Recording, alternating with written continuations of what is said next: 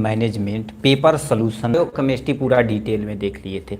आज इस वीडियो में हम कम्युनिटी फार्मेसी एंड मैनेजमेंट को पूरी तरह से ख़त्म करेंगे और कल आपका एक सब्जेक्ट बचेगा जिसे हॉस्पिटल बोला जाता है। ठीक है, हॉस्पिटल को ख़त्म करने के बाद हम 2023 के पेपर सोल्यूशन की तरफ रुख करेंगे। ठीक, अभी तक आपने बैच नहीं ज्वाइन किया है, टॉपर बैच नहीं ज्वाइन किया है, प्लीज़ आप ज्वाइन कर लीजिए। क्यों? आपके लिए ये देखा जाए तो बहुत इंपॉर्टेंट पल है, क्योंकि एग्जाम एकदम से सर पे आ गया। ठीक है, बहुत सारे लोग कह रहे थे सर आप बहुत स्लो चल रहे हैं, हमको अभी केवल वक्त दीजिए। ठीक है, इसी महीने के लास्ट तक आपको 2023 का 2024 का एकदम अच्छे तरीके से पेपर मस्त तरीके से करा के आपके हाथ में दे दिया जाएगा। और इसी के अंदर हम सुपर 25 क्वेश्चन रीजन होगा, बल भरे पूरी दिन होगा। ठीक है, तो उसकी आप टेंशन ना लीजिए। तो आपके सामने ये पेपर है कम्युनिटी फार्मेसी एंड मैनेजमेंट का क्वेश्चन है। ठीक, good evening all of these भाई। ठीक है, तो इसमें देखिए सबसे पहले मार्क की बात की जाए तो टोटल 80 नंबर, कोड की बात की तो 2607 ये कोड है। ठीक, अब हम सभी सब जानते हैं कितने नंबर का और कितने घंटे पे। सीधे अपने मेन मुद्दे पर आते हैं। ठीक है, मेन मुद्दा तुम्हारे पास क्या हो देखा जाए तो तुम्हारे पास ये section a long answer type question है। लॉन्ग है, सेक्शन जो बी रहता है वो शॉर्ट आंसर रहता है। 3 नंबर का एक क्वेश्चन, 5 नंबर का एक क्वेश्चन। ठीक, उसके बाद तुम्हारे पास यहाँ से देखा जाए, ठीक है, यहाँ से देखा जाए तो सेक्शन नंबर जो सी रहता है इसमें कुछ भी हो सकता है, फिल इन द ब्लैंक हो सकता है, एमसीक्यू हो सकता है, कुछ भी हो सकता है। ठीक, तो चलिए अपने मेन मुद्दे पर चलते हैं। सबसे पहला क्वेश्चन आपके सामने लिखा है क्या, लिखा है answer any 6 each question is a carry mark. कोई आपको 10 यानी 7 क्वेश्चन में से कोई 6 क्वेश्चन करना जो आपको वेल डेवलप अच्छे तरीके से आता हो। ठीक, उसी को आपको क्या करना है, करना पड़ेगा। ठीक, तो क्या लिख रखा है ध्यान से आप सुनिए। ठीक है, ध्यान से सुनिए क्या लिख रखा है। सबसे पहले explain various component of good pharmacy practice in community pharmacy, जिसे शॉर्ट में हम क्या बोलते हैं, GPP बोला जाता है।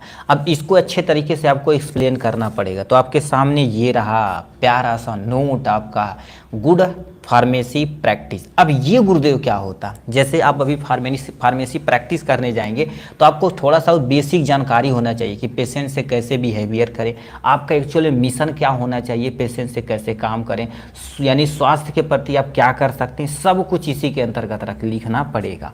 तब पॉइंट वाइज क्या लिख रखा ध्यान से सुनिए। सबसे पहला पॉइंट, सभी प्रैक्टिस फार्मासिस्ट मतलब जो ऑलरेडी प्रैक्टिस कर लिया, आप डी फार्मा क्लियर कर लेंगे तो 90 दिन तक आपको प्रैक्टिस करनी पड़ेगी। सुनिश्चित करें मतलब जितने भी आपके क्या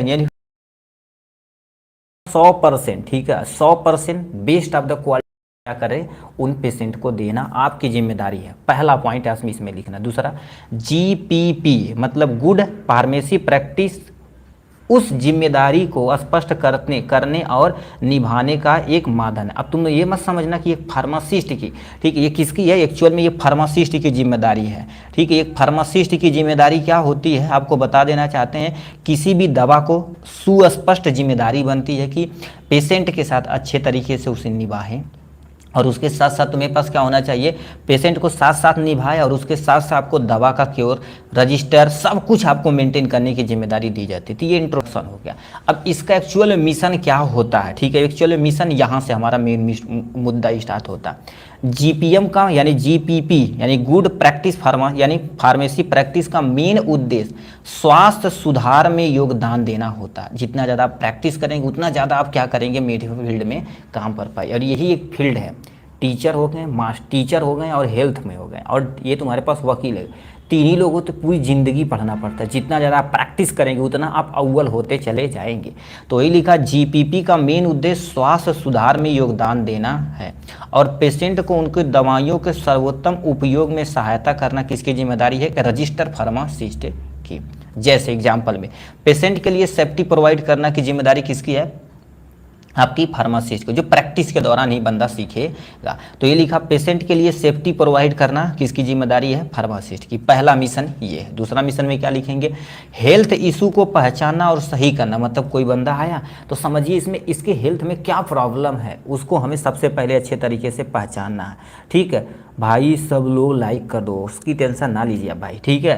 तो ये तुम्हारे पास क्या बोल दिया, हेल्थ इशू को पहचाना और यानी सही पहचान करना आपकी जिम्मेदारी है। देखिए कोई भी पेशेंट आए तो उसको हेल्थ संबंधी कोई भी इशू रहे तो सबसे पहले उसको अच्छे तरीके से आप आइडेंटिफाई करना आपकी जिम्मेदारी बनती है, पहचानेंगे और उसे सही करना होगा, ठीक। हेल्थ पर यानी लिखा है हेल्थ को प्रमोट करेंगे, हेल्थ जैसे क्या कोई आदमी बीमार हो गया तो उसे प्रमोट करेंगे कि जल्दी जल्दी ये रिकवर हो जाए। तो ये तुम्हारे पास हो गया। इफेक्टिव दवा की खोज का उपयोग करेंगे, मतलब क्या करेंगे, इफेक्टिव दवा, जैसे कोई डिजीज है, उस डिजीज मान लेते कोई एक डिजीज ए है, ठीक है, मान लेते कोई एक ए डिजीज है, अब इस पे हम क्या करेंगे, बहुत सारी दवाओं का, ठीक, अब बड़े बड़े जो सुपरविजन में आपके डॉक्टर होंगे उनसे पूछेंगे इन दवाओं के सर ये बीमारी है, ये दवा काम करेगी। अब ये जो दवा सूटेबल दवा बन चुकी तो ये खोज हो चुकी, उसी का उपयोग करिए आप, तो ये आपका हो जाएगा। इफेक्टिव दवा का खोज मतलब जो ज़्यादा से ज़्यादा इफेक्टिव दवा, जैसे बहुत सारी दवाइयाँ होती ना, कहते हैं ये दवा ना करो, ये बहुत कारगर दवा होती है, तो वही चीज़ बोला। ड्रग्स की साइड इफेक्ट को भी पहचानना आपकी जिम्मेदारी बनता है कि यदि ड्रग्स है खा लिया है कोई बंदा, ड्रग्स मतलब दवा ले लिया है, तो वो बंदा उसका साइड इफेक्ट एक्चुअल में क्या होगा। तो ये सब किसके अंतर्गत आता है, प्रैक्टिस के अंतर्गत आता है, जो कौन करता है, फार्मासिस्ट करता है। अब इसके मेन एलिमेंट क्या होते हैं, जैसे प्रैक्टिस कहाँ करेंगे, सबसे पहले स्थान को आपको सिलेक्ट करना पहला, दूसरा कौन सी सेवा देना, जैसे अभी हॉस्पिटल में जाएंगे ना, हॉस्पिटल में जाएंगे तो आपको दे दिया जाएगा कि आप फार्मेसी में रहेंगे, कि वार्ड में रहेंगे, कि ओपीडी में रहेंगे, तो ये सब चीज़ें, इंजेक्शन में रहेंगे, तो वो पहले स्थान सेलेक्ट करेंगे, उस अपनी सेवा को 150% मतलब आपके अंदर जितनी काबिलियत है उसको आपको देना है। Human resources for the pharmacy मतलब जो भी ह्यूमन आपके पास है रिसोर्सेज है, ठीक है, रिसोर्सेज है उसको क्या होगा, ह्यूमन को प्रोवाइड करना, फार्मेसी मैनेजमेंट करने की जिम्मेदारी आपकी बनती है, ठीक। तो ये एलिमेंट हो जाएगा आपके बारे में। अब जीपीपी यानी जीपीपी के लिए क्या क्या रिक्वायरमेंट हो सकती है, बहुत सारी रिक्वायरमेंट हो सकती है, और लास्ट में क्वालिफिकेशन क्या चाहिए प्रैक्टिस यानी फार्मेसी प्रैक्टिस के लिए। तो सबसे पहले जीपीपी रिक्वायरमेंट देखा जाए तो फार्मासिस्ट की पहली प्राथमिकता पेशेंट की भलाई और जनता का कल्याण पहली रिक्वायरमेंट होनी चाहिए। यदि आप आजकल ऐसा नहीं हो रहा है,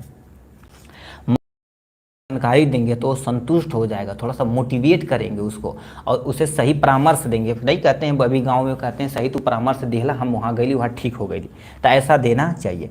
ड्रग्स का सही तथा सुनिश्चित डोज देना आपका है, जो प्रैक्टिस के दौरान वो सीखा रहा था उस पर फॉलो करता है। जहाँ लागू हो वहाँ प्रैक्टिस यानी जहाँ लागू हो वहाँ फार्मासिस्ट को मेडिसिन कंट्रोल काउंसलिंग द्वारा निर्धारित जीपीएम यानी जीपीपी का पालन करना चाहिए। मतलब जो प्रैक्टिस के दौरान जो भी आप सीखे हैं तो वो मेडिसिन कंट्रोल काउंसलिंग आपको करना जरूरी है। जैसे आपके वार्ड में कितनी दवाइयाँ हैं, कितने पेशेंट हैं, कौन सी बीमारी है, ये सब की मेंटेन करने की जिम्मेदारी आपकी बनती है। इतना रिक्वायरमेंट हो जाएगा यहाँ से। अब मान लेते हैं फार्मेसी में काम करने के लिए मतलब प्रैक्टिस जाने के लिए क्या क्या क्वालिफिकेशन होना चाहिए। ऐसा नहीं किसी को 12 पकड़ के 10 पकड़ के लाए उसे प्रैक्टिस करवा रहे हैं हॉस्पिटल में, नहीं, ऐसा नहीं होना चाहिए, ठीक। तो हमें उसके पास क्या क्वालिफिकेशन होना चाहिए, तो यहाँ थोड़ा सा एजुकेशन के बारे में दिया गया, ठीक है, यानी प्रैक्टिस यदि आप करेंगे तो क्या क्या हो सकता है, ठीक है। तो आपके सामने देखिए लिखा है क्या, फार्मेसी में काम करने के लिए क्वालिफिकेशन क्या क्या चाहिए, सबसे मिनिमम क्वालिफिकेशन क्या चाहिए, डी फार्मा अथवा बी फार्मा चाहिए, ठीक है, ये आपको चाहिए ही चाहिए। नेक्स्ट में रजिस्टर फार्मासिस्ट होना जरूरी होता है। यदि रजिस्टर फार्मासिस्ट हैं तो बहुत ही मस्त आदमी है, ठीक, क्योंकि जितना अब देखिए प्रैक्टिस करके जाएंगे तो रजिस्टर फार्मासिस्ट हो जाएंगे और जितना ज़्यादा प्रैक्टिस करेंगे उतना आप श्योर होते, क्वालिटी आपकी चलती इम्प्रूवमेंट होती चली जाएगी। तो रजिस्टर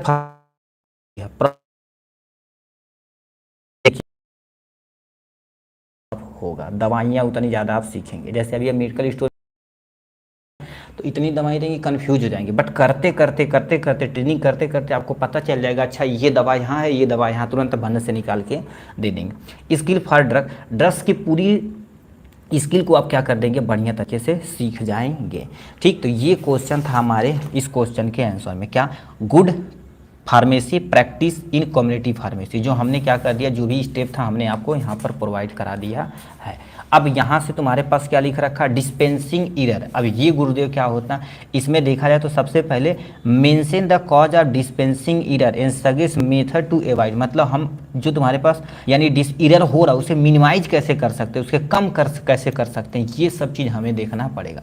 अब डिस्पेंसिंग एरर क्या होता है समझिए, सिंपल सा डिस्पेंसिंग एरर तो आप समझ जाएंगे। जैसे एक यहाँ पर मान लेते कोई डॉक्टर है, ठीक है, यहाँ पर एक कोई डॉक्टर है, डॉक्टर यहाँ पर आपको पर्चे पे दवाइयाँ लिख रहा है। ये अब एक हॉस्पिटल मान लेते हैं, यहाँ पर अपना पेशेंट है या पेशेंट खुद ही आदमी है, तो ये क्या करेगा, ये डॉक्टर से दवाई लिखवाएगा, ठीक है। और यहाँ पर जो मेडिकल स्टोर रहेंगे, यहाँ पर लाइन से मेडिकल स्टोर रहेंगे, तो ये बंदा उस पर्चे को पढ़ेगा और पूरी तरह से दवा को डिस्पेंस एक पैकेट में पैक करके इस बंदे को दे देगा। फिर ये लेकर हॉस्पिटल में या डॉक्टर के पास या पेशेंट के पास या अपने सीधे घर चला जाएगा। यही होता है ना। तो दवा जो यहाँ दे रहा है पर्चे के हिसाब से, उसी को क्या बोलते हैं, डिस्पेंसिंग बोलते हैं। कभी कभी अब इरर क्या होता, अब डिस्पेंसिंग समझ गए, एटलीस्ट डिस्पेंसिंग समझ गए। अब इरर क्या होता, उसमें जो त्रुटियां हो रही हैं उसको हम इरर कहते हैं। लक बाई चांस अब पढ़ने में थोड़ा सा इधर उधर हो जाए, या दवाई एक जगह दूसरी दवा दे देते, ये सब डिस्पेंसिंग इरर के अंतर्गत आता है। तो क्या लिख रखा, ध्यान से अब सुनिए क्या बोला।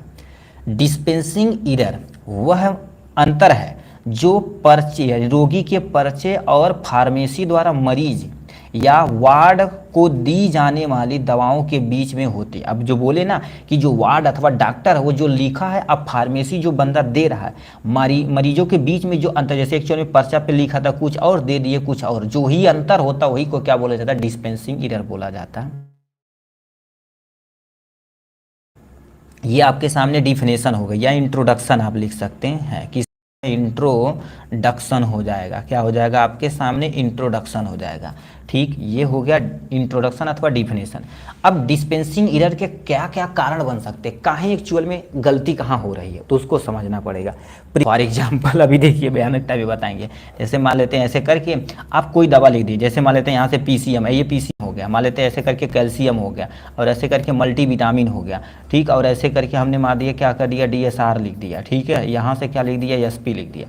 अब ये लिखा जाए तो सबसे पहले जो पोर्शन लिखे थे ये आप पढ़ पा रहे हैं कि नहीं, इस पे निर्भर करता। अब जो प्रिस्क्रिप्शन आ रहा है सही से आप मूल्यांकन नहीं कर पा रहे हैं, तब भी हो सकती है दिक्कतें, ठीक, और बहुत भयानक गूंजते हैं। केवल 1 मिनट मिलेगा तो अच्छी बात है, नहीं तो देखेंगे फिर से।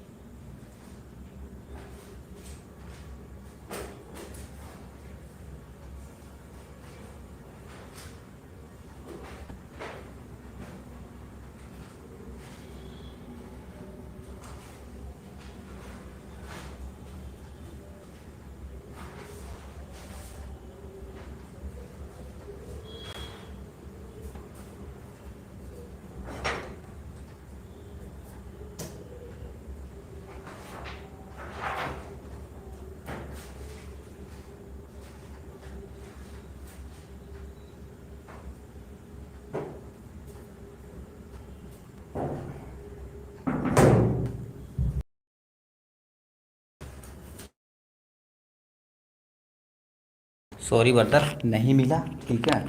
एक्चुअल में हमारे पास था, वो बहुत भयानक डॉक्टर गोश्ता है। हमारे यहाँ सरकारी एक डॉक्टर है, ठीक है, सरकारी एक डॉक्टर है, बहुत खतरनाक हो भाई लिखता है, ठीक है। इतना तो मतलब वही कहीं मेडिकल स्टोर वाला केवल समझेगा, तो वही मूल्यांकन में क्या हो सकती है, दिक्कत हो सकती है। अब तुम सोचो वहाँ पर कम से कम 20-25 स्टोर होंगे, कोई नहीं समझ पाता भाई क्या लिख रहा है बंदा, ठीक है। एकदम से गूंज देता है, मतलब ऐसे पेन पकड़ेगा, ऐसे करके गूंजता चला जाएगा, एकदम से ऐसे जैसे लिखे ना ऐसे गूंजता चला जाएगा, बस काम खत्म, जाओ अपना समझो क्या होता। तो यानी प्रिस्क्रिप्शन को गलत मूल्यांकन करना, सही से नहीं पढ़ पाना, डॉक्टर की खराब लिखावट के कारण से आपको इधर हो सकता है। अब दवाइयाँ नहीं समझ आएंगे तो क्या भैया देंगे, ठीक है। ये हो गया। एक जैसी दिखने तथा सुनने वाली समान दवाइयाँ, जैसे तुम्हारे पास लासा दिया गया, लाइक ए लुक होता, साउंड ए लाइक होता ड्रग्स। मतलब जैसे हम बोल रहे हैं कुछ दवाइयाँ ऐसे बोलें, जैसे मेटफॉर्मिन मेट्रोजिल बोल दिए, ठीक। अब मेटफॉर्मिन मेट्रोजिल लिखने में तुम्हारे तो थोड़ी सी कहीं गड़बड़ी होती तो दिक्कत हो जाती। हम प्रैक्टिस जब कर रहे थे तो हमारे दूसरे पे, ठीक है, दूसरे हॉस्पिटल पे तुम्हारे पास अब मेट्रोजिल की जगह मेटफॉर्मिन दे दिया था, मेट्रोजिल 400 लिखा था, मेटफॉर्मिन 500 आता। ठीक, अब तुम सोचो बंदा खाया, उसको बहुत सारी दिक्कतें हो गई, फिर आगे सब पूरा फट्ठा लेके हॉस्पिटल घेर लिए। और आपसे अनुरोध है, ठीक है, जब आप प्रैक्टिस करने जाइए या किसी मेडिकल स्टोर पे रह रहे हैं या रहने जाएं, तो आप कोई दवाई समझ नहीं रहे तो उल्टा सीधा मत देना। अपने सीनियर से तथा बड़े जो आपके रहेंगे उनसे पूछ लेना, नहीं तो बड़ी दिक्कत हो जाएगी भाई, पिटाई उठाई बड़ी भयानक होती है उसमें। ठीक है, तो ये हो गया डॉक्टर का। ठीक है, डॉक्टर की लिखावट से आप खराब होने के नाते आप सही दवा नहीं दे पाएंगे, एक जैसी सुने तथा दिखने वाली दवाओं से कंफ्यूज हो सकता है। ये फुल नेम आप याद रखिएगा। फार्मेसी रिलेटेड इशू के कारण हो सकता है। फार्मेसी मतलब आपके जो डिब्बे हैं उसमें लिखा ऊपर से कुछ और लिखा अंदर कुछ और रखा गया, इसीलिए जो दवाइयाँ जहाँ से निकाले वहीं पर आप रखिए। दवा का गलत लेबलिंग के कारण से कारण हो सकता है। जैसे अभी डिब्बा लेते हैं ना, डिब्बा में जैसे 5-6 दवाई लेते हैं तो उसके ऊपर लेबल लिख देते हैं कि अच्छा ये दवा है, तो उसके अंदर हम वो दवा डाल देते हैं। ठीक, बट दवा आप किसी भी डिब्बे से निकालें दोबारा उसे आप एक बार ऐसे नज़र देखें तब उसे दें, नहीं तो डिब्बे के ऊपर लिखा रहेगा कुछ और अंदर रखा रहेगा कुछ, उससे हो सकता है गलत लेबलिंग से हो सकता है। फार्मासिस्ट का हो सकती है। पर्चे को पढ़ने में मिस एंड इस्ट नहीं होना, मतलब जो आप पर्चा पढ़ रहे हैं सही से पढ़ ही नहीं पा रहे हैं। ठीक, अभी जो बोले एग्जाम्पल वो बोल सकते हैं। ठीक, तो ये सब कारण हो सकता है जिससे डिस्पेंसिंग एरर हो सकता है। अब यहाँ से कुछ कॉमन टर्म होते हैं, जैसे मान लेते हैं आप न समझ पाएँ, जैसे अभी मान लेते कोई दवाइयाँ हैं, जैसे अभी ये दवाइयाँ लिखी थी कि DSR तुम्हारे पास क्या कर देते, देखो कहीं ऐसे लिखा रहता है, इसका मतलब 2 टाइम, ऐसे कर देगा तो 1 टाइम, और ऐसे SOS लेगा तो यानी ज़रूरत अनुसार पे, और कहीं कहीं OD लिखा रहता है, ऐसे BD लिखा रहता है, तो ये भी जानकारी हमें थोड़ा सा होनी चाहिए। तो यहाँ पर लिखा है कुछ common term use in pharmacy जो होता है, OD कहीं भी लिखा रहा है तो वो दवा दिन में 1 बार देना है। तो उस दवा को जब हम डोजिंग करेंगे ना, ठीक है, तो डोजिंग करेंगे, जैसे DSR हो गया तो सुबह खाली पेट खाया जाता है, तो 5 दिन की दवा में केवल ये 5 गोली देंगे, ये 10 गोली देंगे। इसी तरह से हमें डोजिंग को मैनेज करना है। तो 1 OD कहीं लिखा रहा है तो 1 a डे मतलब दिन में 1 बार, BD मतलब ट्विंस a डे मतलब दिन में 2 बार, TDS मतलब 3 टाइम डेली मतलब दिन में 2। चल में देखा जाए 3 बार जो दवाइयाँ खाई जाती हैं हर 8 घंटे के अंतराल पे खाई जाती है, तब 24 घंटा होगा, बट उतना कोई केयर नहीं करता। सुबह खा लिए, दोपहर शाम, बस रात को नहीं खाते। ठीक, OM क्या होता है, ठीक है, एवरी मॉर्निंग यानी सुबह उठते ही ये खा लेना है। ON मतलब क्या होगा, एवरी नाइट आपको खाना। ऐसे बहुत सारे टर्मोलॉजी रहती है। SOS रहता है, ठीक है, SOS रहता है मतलब जब एज ए पर नीडेड, मतलब जब जरूरत पड़ी तब क्या होगा खा लेते। जैसे अभी कोई दवाइयाँ डॉक्टर दे रहा है तो कहते भैया जब दर्द होगा तभी खाना, तो उस पर SOS गूंज देता है। ठीक है, तो वो 2-4 गोली बंदा ले लेता है जब उसे थोड़ा सा तेजी से, ठीक है, तेजी से क्या होता है बाबू को जो डिस्पेंसिंग एरर हो सकता, कैसे तुम कम हमसे क्वेश्चन में सबसे पहले देखिए क्या क्वेश्चन, जैसे क्वेश्चन पूछे तैसे बताना डिस्पेंसिंग एरर क्या होता, हमने पूरा डिटेल में बता दिया। डिस्पेंसिंग कैसे करते हैं, क्या क्या कारण हो सकते हैं, उस मेथड को एवॉइड तथा मिनिमाइज कैसे किया जा सकता है, तो यहाँ पर लिखना कम कैसे किया जा सकता है। तो सबसे पहले प्रिस्क्रिप्शन की सही एंट्री करना, मतलब जो प्रिस्क्रिप्शन आ रहा है उसको एंट्री सही से करना, एकदम अच्छे तरीके से। एंट्री मतलब कोई बंदा दे रहा है तो आपको पढ़ना, जो लिखावट वो डॉक्टर तो सुधरेगा नहीं भाई, ठीक है, वो थोड़ा सा हमें देखना पड़ेगा। लाशा जो दवाइयाँ हो उसके प्रति सावधान रहना, जैसे जो मिलते जुलते नाम रहे उनसे सावधान रहना, नहीं तो दिक्कत हो जाएगी भाई। ठीक है, बहुत केसेस हुआ है। ठीक, अभी हम ही एक बार थे, छोटा सा बच्चा था, उसको हम जानते हैं SP का बच्चा था, ठीक है। अब डिस्ट्रिक्ट हॉस्पिटल से लिखवा के लाया, बच्चा था तो उस पर लिखा था, ठीक है, ऐसे ऐसे लिखा था, हम जानते हैं, ठीक, उसको कोई दिक्कत थी तो उस पर ऐसे लिखा था MB मतलब मल्टीविटामिन हो जाएगा। और एक तुम्हारे पास ऐसे मेट्रोजिल था, ठीक है, हम आगे नहीं देखे कि ऐसे सिरप वगैरह लिखा है, ठीक है, या पीडियाट्रिक लिखा है, तो उसको हम ऐसे गाँच दिए, ठीक है। एक तुम्हारे पास PCM था और एक तुम्हारे पास ओंडम था, ऐसे तुम्हारे पास दवाइयाँ थी, हम सब गाँच दिए। SP कह रहा है ये क्या दे रहे रे, ठीक है, मतलब थोड़ा सा खराब टाइप में बोला। हम कहें यार ये क्या हो रहा है, तो पर्चा फिर देखें, फिर अपने भैया को दिखा, मतलब जो सीनियर काम कर रहे हैं, सर बोले ये सब ठीक पीडियाट्रिक की दवा, मतलब आपको छोटा छोटा सिरप देना है, तब कहें या भाई, नहीं तो अब तुम सोचो SP को उठा के देते हैं और घर पे जाता तो वही बात होता है, हमसे बुराई बढ़िया हो जाती। तो ये सब सावधानी बड़ी ज़रूरी है, उसी से सीखते हैं भाई। ऐसे गलतियां हो सकती है, गलतियां से तो सीखेंगे। बहुत सारे लोग कहेंगे सर हम ऐसा नहीं करेंगे, जब करेंगे तब ना गलती करेंगे, अब करबन नहीं करेंगे तो कहाँ गलती करेंगे। यानी लिखा बड़े से कंफर्म करें, मतलब सीनियर से अपने कंफर्म करना प्रिस्क्रिप्शन करेक्ट और तथा पूरी तरह से पूर्ण है या कि नहीं, जो प्रिस्क्रिप्शन लिखा गया है वो आपको सही है कि नहीं। डेसिमल जीरो आदि का सही से ध्यान देना। डेसिमल जीरो मतलब क्या होगा, जैसे मान लेते हैं अभी क्वेश्चन में, ठीक है, जैसे मान लेते लिखा हुआ, जैसे अभी ठीक है, हम टेलमी स्टार यानी क्या होगा, टेलमी साठ यानी टेलमी स्टार कुछ भी लिख सकते हैं, टेलमी साइट लिख सकते हैं। ठीक है, ये देखा जाए तो 5 EMG और 10 EMG और तुम्हारे पास क्या होगा 20 EMG से आता और 2 EMG क्या आता। अब बताओ 2 EMG यहाँ पर बीच में ऐसे डाल दिया तो इसको हमको 2 EMG नहीं देना, ना कि 20 EMG देना, तो ये बस पॉइंट डेसिमल 0.5 EMG देना। तो तुम्हारे पास पॉइंट इधर उठ के चला ऐसे दिया ना, तो ये पॉइंट का आप ध्यान नहीं देंगे 50 EMG देंगे, जिस दिक्कत हो जाएगी। तो ये सब भी ध्यान हमें देना पड़ता है। लिखा तनाव कम करना और कार्यभार संतुलित करना, मतलब जब आप दवा देने जाए तो ये नहीं स्ट्रेस होकर जाए, एकदम से फ्री होकर दीजिए, जल्दी सीनियर के पास बैठिए, कोई भी दवा पहले स्टार्टिंग में निकालिए, दवा सीखिए कि एक्चुअल में सीखिए। जैसे पर्चा आ रहा है तो वो बोलेंगे डॉक्टर जो बोलेंगे आपके सीनियर रखें, जहाँ से निकालो दवा वहीं पर रखो, कि नहीं हम निकालें यहाँ से कहीं उठा के रख दिए यहाँ पर, ऐसा नहीं करना चाहिए। स्ट्रेस को कम करना, स्ट्रेस को कम करें। पहली बात लिखा है ऑल प्रिस्क्रिप्शन को लेबलिंग का सही भली भांति देखना, जब स्टोर जब जाएंगे ना, ठीक है, तो अच्छे तरीके से आप मेडिकल स्टोर में देखिए कौन सी दवाइयाँ कहाँ रखी गई है। ठीक, तो ये हो गया इनके बारे में। अब लिखा तुम्हारे पास barrier to effective patient counselling, ये क्वेश्चन कितना पूछा गया ध्यान से देखिए। नेक्स्ट क्वेश्चन क्या पूछा है, कह दिया बैरियर इन इफेक्ट लिखा communication method study to require overcome them, मतलब सबसे पहले पेशेंट काउंसलिंग यदि कर रहे हैं तो कौन कौन से बैरियर हैं उसको हम कम कैसे कर सकते हैं, ये भी हमें बताना पड़ेगा पूरा डिटेल में। तो क्या लिख रखा, अब देखिए लिखा barrier to effective patient counselling, जैसे कोई पेशेंट की काउंसलिंग कर रहे हैं तो बैरियर मतलब कौन कौन से रुकावट आ सकती है। जैसे फॉर एग्जांपल आपके हॉस्पिटल में कोई एक डॉक्टर करना, पेशेंट की हमें करियर काउंसलिंग करना, ठीक है, तो ये हमें करना पड़ेगा। तो क्या लिख रखा ध्यान से सुनिए, वे सभी चीज़ें जो पेशेंट काउंसलिंग को प्रभावशीलता को कम करती हैं। ठीक है, मत देखो जो पेशेंट काउंसलिंग आप कर रहे हैं चलिए उससे नाम पूछ रहे हैं, एड्रेस पूछ रहे हैं, अब उसमें कोई भी रुकावट आती है कि फार्मासिस्ट सही से रेटिंग नहीं लिख पाता, जो बोलने वाला पेशेंट है वही सही से नहीं बोल पाता है, या आप किस हॉस्पिटल में काम करें व्यवस्था नहीं कुछ लिखने उखने की, तो अब उसमें जो भी बैरियर में जो रुकावट आती, याद रखना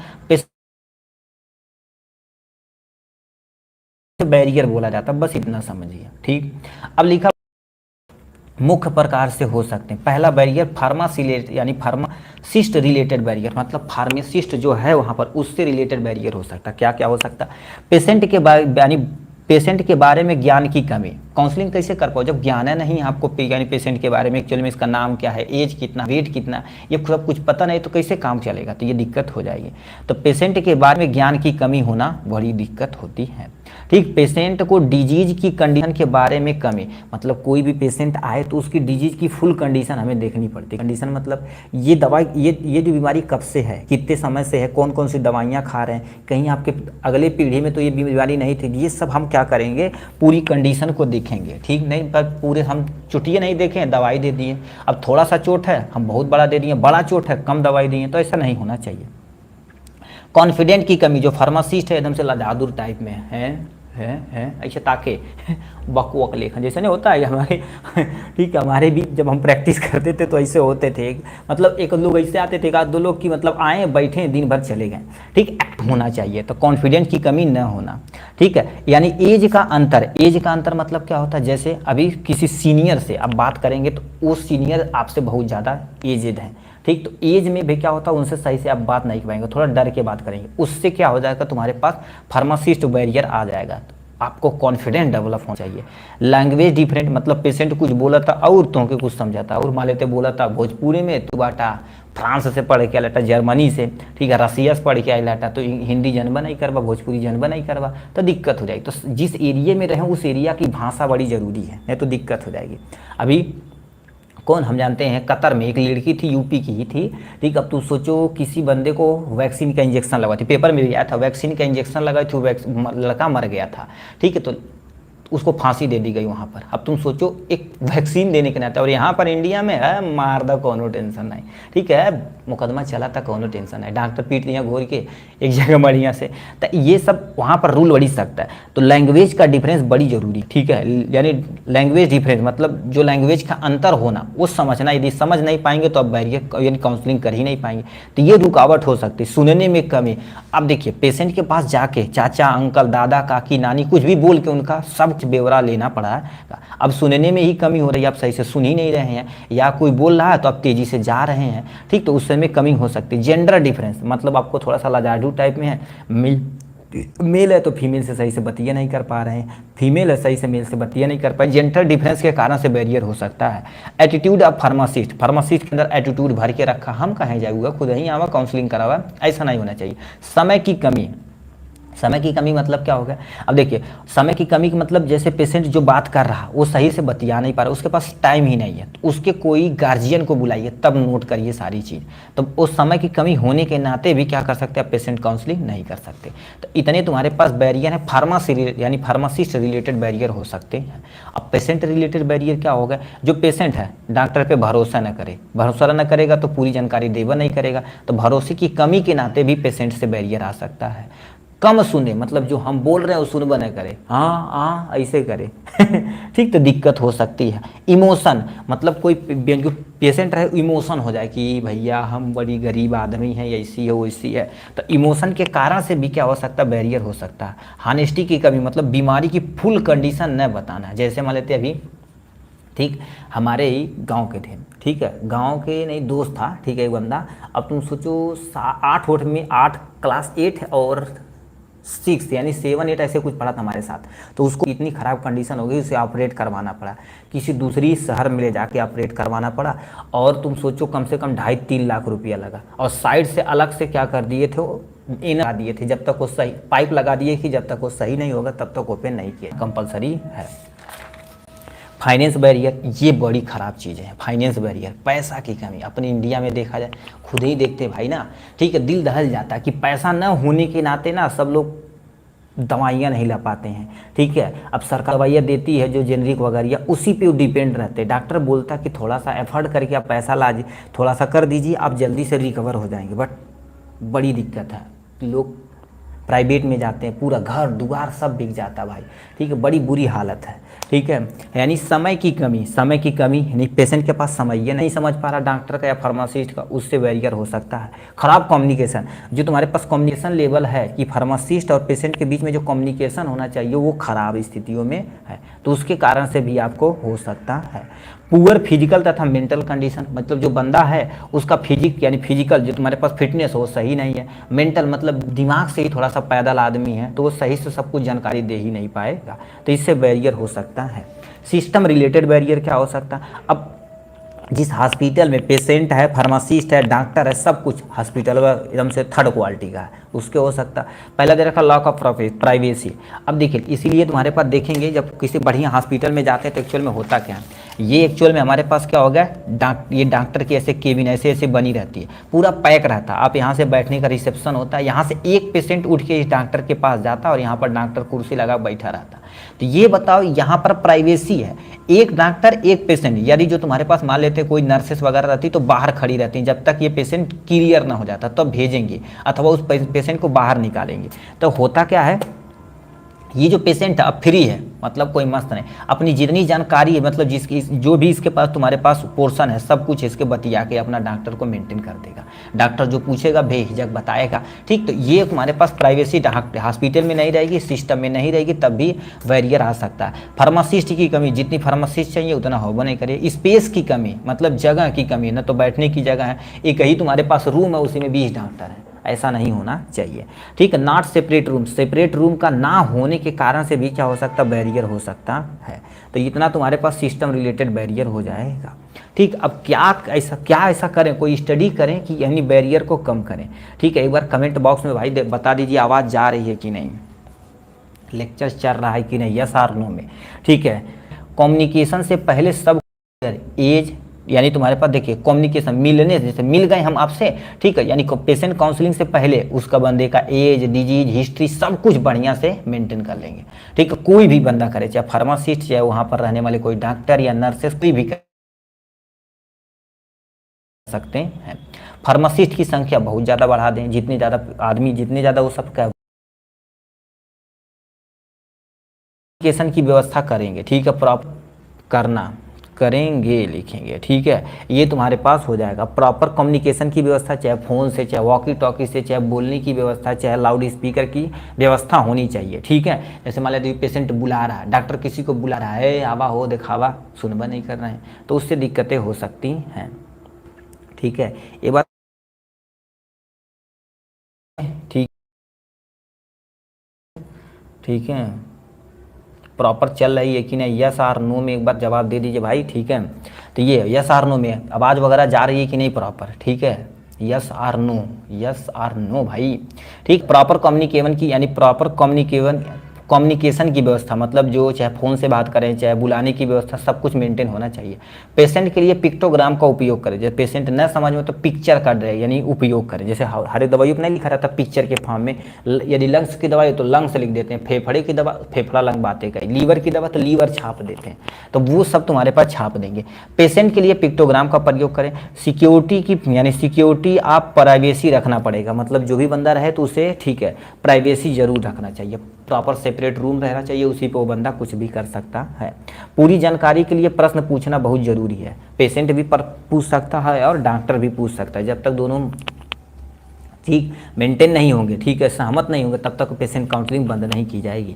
बॉडी लैंग्वेज, उस बंदे की मान लेते आप भाषा नहीं समझ पाए तो बॉडी लैंग्वेज हम थोड़ा सा गेस करेंगे एक्चुअल में ये बोल रहा है, तो ये सबसे हमारे पास क्या हो जाएगा, ठीक है, हमारे पास सिस्टम रिलेटेड बैरियर है, पेशेंट काउंसलिंग को जो बैरियर उसको कम किया जा सकता है। ठीक, तो ये हो जाएगा इनके बारे में। पेशेंट काउंसलिंग फॉर टीबी, यानी क्या होगा, टीबी पेशेंट, कोई पर था टीबी का पेशेंट है, उसको पेशेंट काउंसलिंग कैसे करेंगे, एक बार कमेंट बॉक्स में मेरे भाई लिख दो भाई कि आवाज़ जा रही है कि नहीं क्लियर, नहीं तो हम पढ़ाते रहें और यहाँ आवाज़ ही न जाए तो। हाँ सर, अच्छी बात है भाई, ठीक है, हाँ ऐसे बार बार थोड़ा थोड़ा दूरी पे आप बताते। ठीक है, नेक्स्ट क्वेश्चन हमसे क्या पूछा है, ठीक है, नेक्स्ट क्वेश्चन तुमसे क्या क्वेश्चन पूछ दिया है, व्हाट आर द बैरियर, ठीक है, barrier in effective communication study to, ये कहाँ थे तो बता दीजिए बैरियर कौन, ये करिए यानी counselling point for the patient यानी ट्यूबरकुलोसिस पेशेंट, जो टीबी के पेशेंट हैं तो उनके लिए जो काउंसलिंग पॉइंट है उसको कैसे मैनेज करेंगे उसको हमें यहाँ पर लिखना पड़ेगा। तो लिखा है patient counselling for TB patient, जो टीबी पेशेंट है उनको लिए कैसे पेशेंट काउंसलिंग करेंगे। तो सबसे पहले समझिए पेशेंट काउंसलिंग, अभी आगे पढ़े पेशेंट काउंसलिंग, बस वही समझिए यहाँ पर होता। पेशेंट काउंसलिंग का मतलब मरीज को उनकी बीमारी कामा इलाज, सावधानी और मेंटल हेल्थ के बारे में समझाना ताकि वह ठीक से इलाज ले सके और बीमारियों को फैलने से रोक सके, उसी को हम पेशेंट काउंसलिंग बोलते हैं। अब टीबी के लिए कैसे करेंगे तो यहाँ पर हमें लिख देते हैं टीबी के लिए। सबसे पहले तुम्हारे पास समझते हैं ट्यूबरकुलोसिस। अब इसके लिए आपको थोड़ा सा यहाँ पर नॉलेज होना चाहिए। टीबी का फुल नेम क्या होता है, ट्यूबरकुलोसिस। इसका काजेटिव एजेंट लिख दिया, कभी कभी एक नंबर में पूछ देता है काजेटिव एजेंट, ठीक है, काजेटिव एजेंट एक नंबर में यदि पूछेगा तो टीबी का काजेटिव एजेंट क्या होता है, माइकोबैक्टीरियम ट्यूबरकुलोसिस होता है। ठीक, तो यहाँ पर लिख देंगे हमारे पास क्या हो जाएगा, माइकोबैक्टीरियम, ठीक है, माइक्रोबैक्टीरियम ट्यूबरकुलोसिस, माइक्रोबैक्टीरियम ट्यूबरकुलोसिस होता है। ये किसका, ये टीबी का काजेटिव एजेंट, जो टीबी होता है ये मूलली होता है।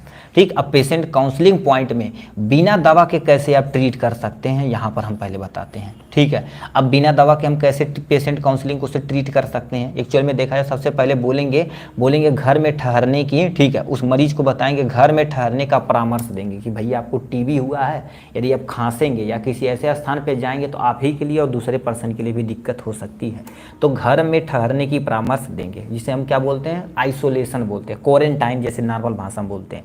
पब्लिक प्लेस पर मास्क लगाए, यदि आपको टीबी हुआ है तो पब्लिक प्लेस पे जा रहे हैं तो मास्क का प्रयोग करेंगे। स्नीजिंग के समय मतलब छींकते समय माउथ तथा नोज को कवर करेंगे, किससे, किसी भी चीज़ से, चाहे कपड़े से, चाहे दस्ती से, चाहे हाथ से, किसी भी चीज़ से आप कवर करेंगे।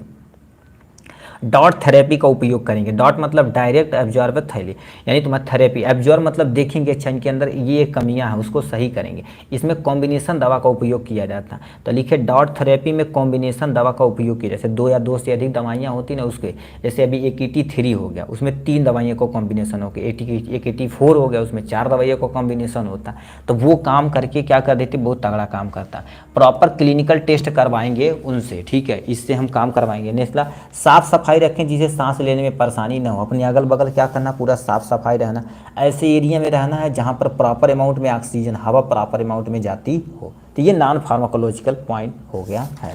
अब नेक्स्ट में तुम्हारे पास लिख रखा है क्या बाबू, ठीक, लिख रखा फार्माकोलॉजिकल ट्रीटमेंट। फार्माकोलॉजिकल ट्रीटमेंट इसमें देखा जाए तो बिना दवा के, इसमें दवा के द्वारा आपको क्या कर दिया जाएगा, ट्रीट। अब दवा के द्वारा गुर्दे कैसे ट्रीट किया जाएगा, ठीक, इसमें बताते हैं।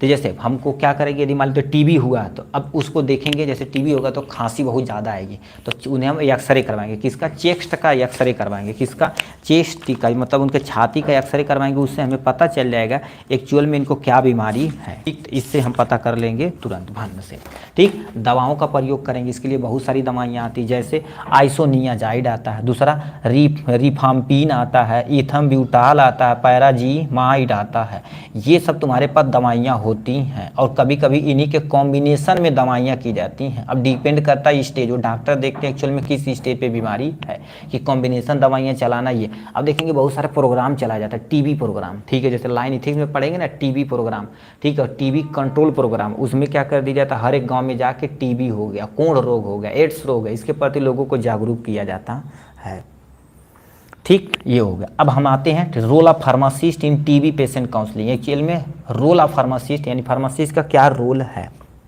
इसका कईयों रोल है।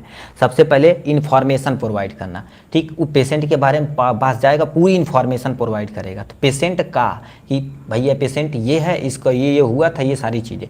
तो यहाँ पर तुम्हारे पास क्या लिखा है, इन्फॉर्मेशन, ठीक है, ये तुम होती है, एक हो जाएगा, ये रोल हमारा फार्मासिस्ट की होती है। नेक्स्ट में तुम्हारे पास क्या हो गया, काउंसलर की तरह काम करेंगे, तुम्हारे पास क्या हो जाएगा, काउंसलर मतलब परामर्शदाता जो होते हैं ना, उनके पास उन्हीं के लेकर जाएंगे, इसमें भी वो आप क्या कर सकते हैं, इनका रोल ये हो जाएगा। नेक्स्ट में पेशेंट, ठीक है, हेल्पर की तरह काम करेंगे, पेशेंट को हेल्पर मतलब पेशेंट को प्रॉपर हेल्प करेंगे, ठीक है, प्रॉपर हेल्प करेंगे, पेशेंट हेल्पर की तरह काम करेंगे, ठीक। नेक्स्ट में देखा जाए तुम्हारे पास क्या होगा, मेडिकल, तुम्हारे पास जो भी तुम्हारे पास मेडिकल है, ठीक है, मेडिकेशन, ठीक है, मेडिकेशन इंटर, ठीक है, इंटरव्यूअर देंगे, ठीक है, जो इंटरव्यूअर मतलब क्या होगा, जो औषधि उन्हें देंगे, पूरा इंट्रोडक्शन उसके बारे में आपको बताएंगे, ये आपका रोल है। उसके तुम्हारे पास अब ये सब यदि पता चल जाएगा तो उसको प्रॉब्लम को सॉल्व करने की कोशिश करेंगे, प्रॉब्लम सॉल्वर को देंगे या खुद सॉल्व करेंगे। सॉल्वर मतलब क्या होगा, किसी डॉक्टर से आप कंसल्ट करेंगे, उनसे वो सही करवाने की कोशिश करेंगे, यहाँ पर भी हो सकता है। हेल्थ प्रमोटर यानी उनको हेल्थ को ऐसी भी चीज़ देंगे जो हेल्थ को क्या कर सकते हैं, प्रमोटर की तरह काम करे, हेल्थ को प्रमोट करे, ठीक, तो जैसे जल्दी जल्दी रिकवर हो सके। उसके साथ साथ तुम्हारे पास ड्रग्स है, ठीक है, यहाँ पर क्या हो जाएगा, ड्रग्स एक्सपर्ट को देंगे। ड्रग्स एक्सपर्ट मतलब क्या होगा, टीबी की कौन सी एकदम से सटीक दवाइयाँ उसको हम प्रोवाइड कराएंगे। तो ये चीज़ तुम्हारे पास हो गई कि इसके बारे में role of pharmacist in TB patient counselling में इतना काम किया जा सकता है, ठीक। नेक्स्ट क्वेश्चन में क्या पूछा गुरुदेव, इनके बारे में आते हैं। अब क्या लिख रखा है, मेडिकल एडहेरेंस क्या होता है, ये दवाओं का अनुपालन, पालन करना ही क्या कहलाता है, मेडिकल एडहेरेंस कहलाता है। क्या लिख रखा है बाबू, एक्सप्लेन अबाउट द, यानी लिखा है socio economy factor we medical adherence. अब इसे समझते हैं मेडिकल एडहेरेंस क्या होता है, इसे कैसे मॉनिटर किया जाता है, कौन कौन से ऐसे फैक्टर कौन आते हैं। मेडिकल एडहेरेंस समझिए, एडहेरेंस मतलब चिपकना, और दवाई के जो रूल वगैरह है सब आपको मैनेज करना, क्या कहलाता है, मेडिकल एडहेरेंस कहलाता है, ठीक। एडहेरेंस कहते हैं, अधेसिव लगा दिया, अधेसिव मतलब चिपकना होता है। तो क्या लिखा रखा, ध्यान से सुनिए, मेडिकल एडहेरेंस का सही पालन करना जिससे पेशेंट तथा डॉक्टर दोनों को उपचार करने में आसानी हो। मेडिकल एडहेरेंस क्या कहलाता है, रोगी के द्वारा, ठीक है, जो मेडिकल एडवाइस दी जाती है, जैसे रोगी जाएगा कहेगा भैया हमको ये बीमारी है, तो डॉक्टर उस पर अपने द्वारा अप्लाई करेगा, क्या होगा, सही पालन उसे करवाएगा। सही पालन किससे करवाएगा, पेशेंट से सही पालन करवाएगा कि भाई ये दवा आप प्रयोग करिए तो जल्दी रिकवर हो जाएंगे। तब पेशेंट उस सबको यदि अच्छे से पालन कर पाएगा तो तुम्हारे पास मेडिकल एडहेरेंस, तो वो उपचार करने में दोनों पेशेंट और डॉक्टर दोनों को आसानी होगी, ठीक। तो ये मेडिकल एडहेरेंस के बारे में पहली पॉइंट थे। एक डॉक्टर तथा पेशेंट में सही और सकारात्मक संबंध होना चाहिए। अब ये नहीं कि तुम्हारे पास क्या होगा, जो पेशेंट है और डॉक्टर दोनों में एकदम से 150 टका का रहता है, ऐसा नहीं होना चाहिए। देखिए पेशेंट अपनी सारी प्रॉब्लम बताएगा खुल के, और डॉक्टर भी खुल के उसके बारे में उसे समझाएगा, तो दोनों में कॉम्बिनेशन यदि मस्त रहेगा, ठीक है, यदि कॉम्बिनेशन मस्त रहेगा तो हम क्या करेंगे, पॉजिटिव संबंध होना चाहिए। जब पॉजिटिव संबंध रहेगा तो मेडिकल एडहेरेंस को पालन करेगा, मतलब दवाओं का पालन आराम से करेगा। जैसे मान लीजिए गुस्साक बोले तो पेशेंट भी भड़क जाएगा, इनके यहाँ दवाइयाँ नहीं ले, ठीक, तो वो डिजीज की कंडीशन बढ़ती जाएगी, दवा का सही से पालन नहीं करेगा तो उसके माइंड में आ जाएगा ये खराब है, ठीक, तो ऐसा नहीं होना चाहिए। तो ये मेडिकल एडहेरेंस का इंट्रोडक्शन था। मॉनिटर ऑफ पेशेंट ठीक है। लिखा मॉनिटरिंग आप पेशेंट मेडिकल अधेरेंस, यानी कैसे हम मॉनिटर कर सकते हैं। इसके लिए कई दो मेथड है। एक तुम्हारे पास डायरेक्ट मेथड कि पेशेंट जो रहता है डायरेक्ट सीधे डॉक्टर के पास जाए या डॉक्टर डायरेक्ट सीधे पेशेंट के पास आए, तो ये डायरेक्ट मेथड होता है। दूसरा क्या होता है, उसका पूरा ब्यौरा पर्चा उर्चा देख के, ठीक है, पर्चा उर्चा देख के किसी दूसरे मेथड के द्वारा पर्चा देख के अच्छा ये बीमारी है उसको दवा, ठीक है, रिकमेंड करता, तो इनडायरेक्ट मेथड के अंतर्गत आता है। ठीक, अब कौन कौन से ऐसे फैक्टर हैं, ठीक है, क्योंकि हमसे फैक्टर ही पूछा था, तो कौन कौन से ऐसे फैक्टर इन्फ्लुएंस नॉन अधेरेंस यानी नॉन मेडिकल अधेरेंस, कौन कौन से ऐसे हैं जो मेडिकल के पालन को रोकते हैं, ठीक है, नॉन अधेरेंस को रोकते हैं। तो इसमें क्या लिखा, सबसे पहले health care system related factor. अब इसमें क्या हो सकता है, अब हेल्थ केयर रिलेटेड फैक्टर क्या होता है, जो हॉस्पिटल की गलती, जैसे पेशेंट को कोई छोड़ रहे हैं, मतलब उसे आप डिस्चार्ज करना है, उसे प्रॉपर समझाएंगे कि भाई ये आप प्रॉपर दवा खाइएगा, इतने दिन के बाद आकर ड्रेसिंग करवा लीजिएगा, और नहीं ड्रेसिंग करवा पाते हैं तो अपने लोकल एरिया में किसी से ड्रेसिंग करवा लीजिए, ये सारी चीज़ उनकी इन्फॉर्मेशन देंगे। तो लिखा पेशेंट को डिस्चार्ज के साथ, यानी डिस्चार्ज के समय हॉस्पिटल के द्वारा, ठीक है, हॉस्पिटल के द्वारा दवा के बारे में प्रॉपर नॉलेज देना, ठीक है, ना देना, ठीक है। एक्चुअल में क्या लिख रही है जी, ना देना यहाँ लिखेंगे, ठीक है। देखो कह रही है पेशेंट को डिस्चार्ज करने के समय, मतलब जब पेशेंट डिस्चार्ज होता है हॉस्पिटल के द्वारा दवा के बारे में पूरी प्रॉपर नॉलेज ना देने से क्या हो सकता है, वो दवा का सही से अनुपालन नहीं कर पाएगा। तो ये पहला फैक्टर हो गया। दूसरा पेशेंट रिलेटेड फैक्टर क्या होता है, पेशेंट रिलेटेड फैक्टर क्या होता है, इनके बारे में आप समझिए। पेशेंट रिलेटेड फैक्टर क्या होता है, यंगर एज का कोई बंदा, यंगर एज का था, दवाई वही हम खइबा नहीं करब, का करबा मर दे नहीं कब का करबा, ठीक, इसके कारण से भी क्या हो सकता है, वो अनुपालन नहीं कर सकता। पेशेंट बीमारियों को सीरियस नहीं लेता, जैसे बहुत सारे लोग होते हैं ना, कहते हैं थोड़ा सा तबीयत खराब हो गई, वजह दवाई ले आवा, हम नहीं ले, ठीक है, तो वो मतलब उस जो बीमारी हो रही है उसको वो सीरियसली ले ही नहीं रहा है। जब सीरियसली नहीं रहेगा तो उससे दिक्कतें हो सकती हैं। लिखा लॉक ऑफ सिम्टम, मतलब लक्षण न दिखना, मतलब उसको यानी बीमारी हुई है मतलब लक्षण वो नहीं दिख रही है, तो उसकी भी दिक्कत हो सकती है। दवा का पूरा नॉलेज न होना, यानी जो आदमी है उसके बारे में, जो पेशेंट है दवा के बारे में कुछ नॉलेज नहीं है, ठीक, इसीलिए आपसे बोला जाता है जब डॉक्टर वो दवा आराम से ले लेगा। नहीं तो कितने लोग ऐसे पेशेंट खा रहे हैं तो पूछे केथुआ दवाई है वो भाई, उनको पता रही है ना, खांची कुल्ले दवाई दे देला खात बात, ऐसा नहीं होना चाहिए। पेशेंट दवा लेना ठीक भूल गया, इसके भी कारण से तुम्हारे पास अनुपालन नहीं कर रहा, इसीलिए से ठीक उसके किसी जो तुम्हारे साथ आया तो उसे बोला जाता है भाई थोड़ा सा मदद करिएगा, दवा इसे टाइम टू टाइम खिलाते रहिएगा। मेंटल प्रॉब्लम होने के नाते से दवा का पालन नहीं कर पाएगा, ठीक है, तो मेंटल प्रॉब्लम होगी तभी दिक्कतें हो जाएंगी। पागल रहेगा तो दवाइयाँ नहीं खा पाएगा।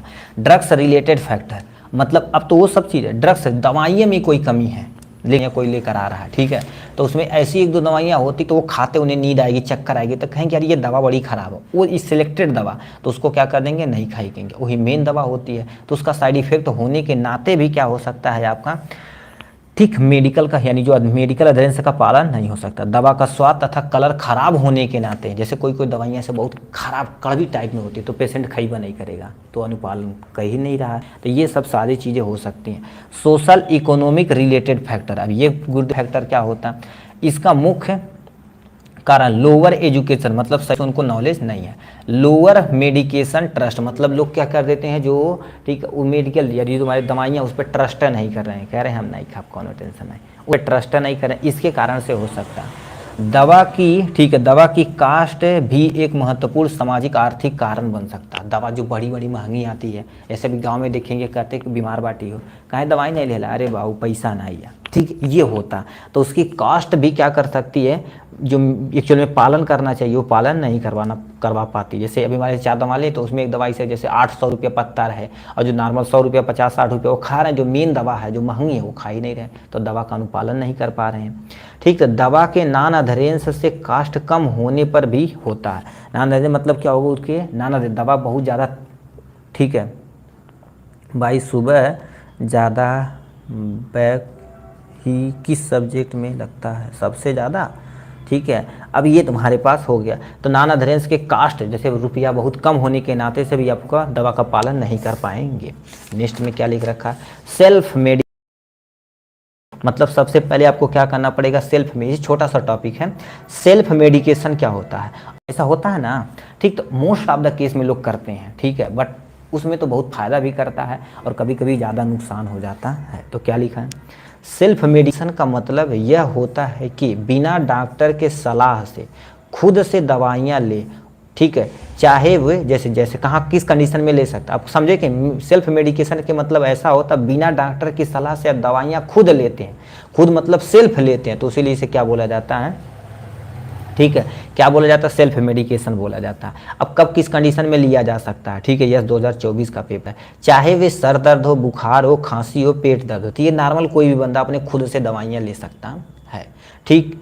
जैसे साधारण बीमारी में आप ले सकते हैं, याद रखना साधारण बीमारी में, रेयर कंडीशन रहेगा, मान किसी को हार्ट अटैक आ गया तो कहीं हाई दे दो दवाई हम खा ले ठीक हो जाता है, ऐसा नहीं, तो प्रॉपर चेकअप, ठीक है। तो सेल्फ मेडिकेशन ये रहा, क्या हो रहा, ठीक है, तो सेल्फ मेडिकेशन ये रहा, क्या हो रहा भाई, आवाज़ जा रही कि नहीं, एक बार कंफर्म कर देना भाई, ठीक है। तो ये तुम्हारे पास हो गया यहाँ से। नेक्स्ट में क्या लिखा है, एडवांटेज ऑफ सेल्फ मेडिकेशन, इसका एक्चुअली में फ़ायदा क्या, समय की बचत होगी। समय की बचत मतलब जैसे आपको सर दर्द हो रहा है, ठीक है, तो जाएंगे आप डिस्ट्रिक्ट हॉस्पिटल पे सुबह ही 8 बजे, पर्चा कटवाएंगे, 2 घंटा लाइन में लगेंगे, फिर डॉक्टर पे सुबह ही 8 बजे पर्चा कटवाएंगे, 2 घंटा लाइन में लगेंगे, फिर डॉक्टर पे जाएंगे, ओपीडी में 2 घंटा लाइन लगाएंगे, फिर वो दवाई लिख देगा, ठीक, इतना। तो ये लाभ है, मनी की बचत हो जाती है, समय की बचत हो जाती है, ठीक। उसके साथ साथ तुम्हारे पास कईयों कारण हो सकता है जिसे आप बचत कर सकते हैं, ठीक। अब डिसएडवांटेज, हानि क्या होती है, याद रखना बिना प्रिस्क्रिप्शन की दवाइयाँ खा रहे हैं तो हानि तो होगा करेगा। तो गलत दवा का उपयोग, मान लेते कोई बता देते हैं हे हमारी कपड़ा पिरात रहा है दवाई खैली ठीक हो गई, तू ला खा देता है, अब तुमके पता नहीं कौन कारण से दवाई पता नहीं किस कारण से आपको दवा वो बंदा खा रहा था, किस कारण से आप रहा था, किस कारण से आपका सर दर्द कर रहा है, तो कारण आपको पता नहीं, बट उनका ठीक हो गया तो हमारा ठीक हो गया।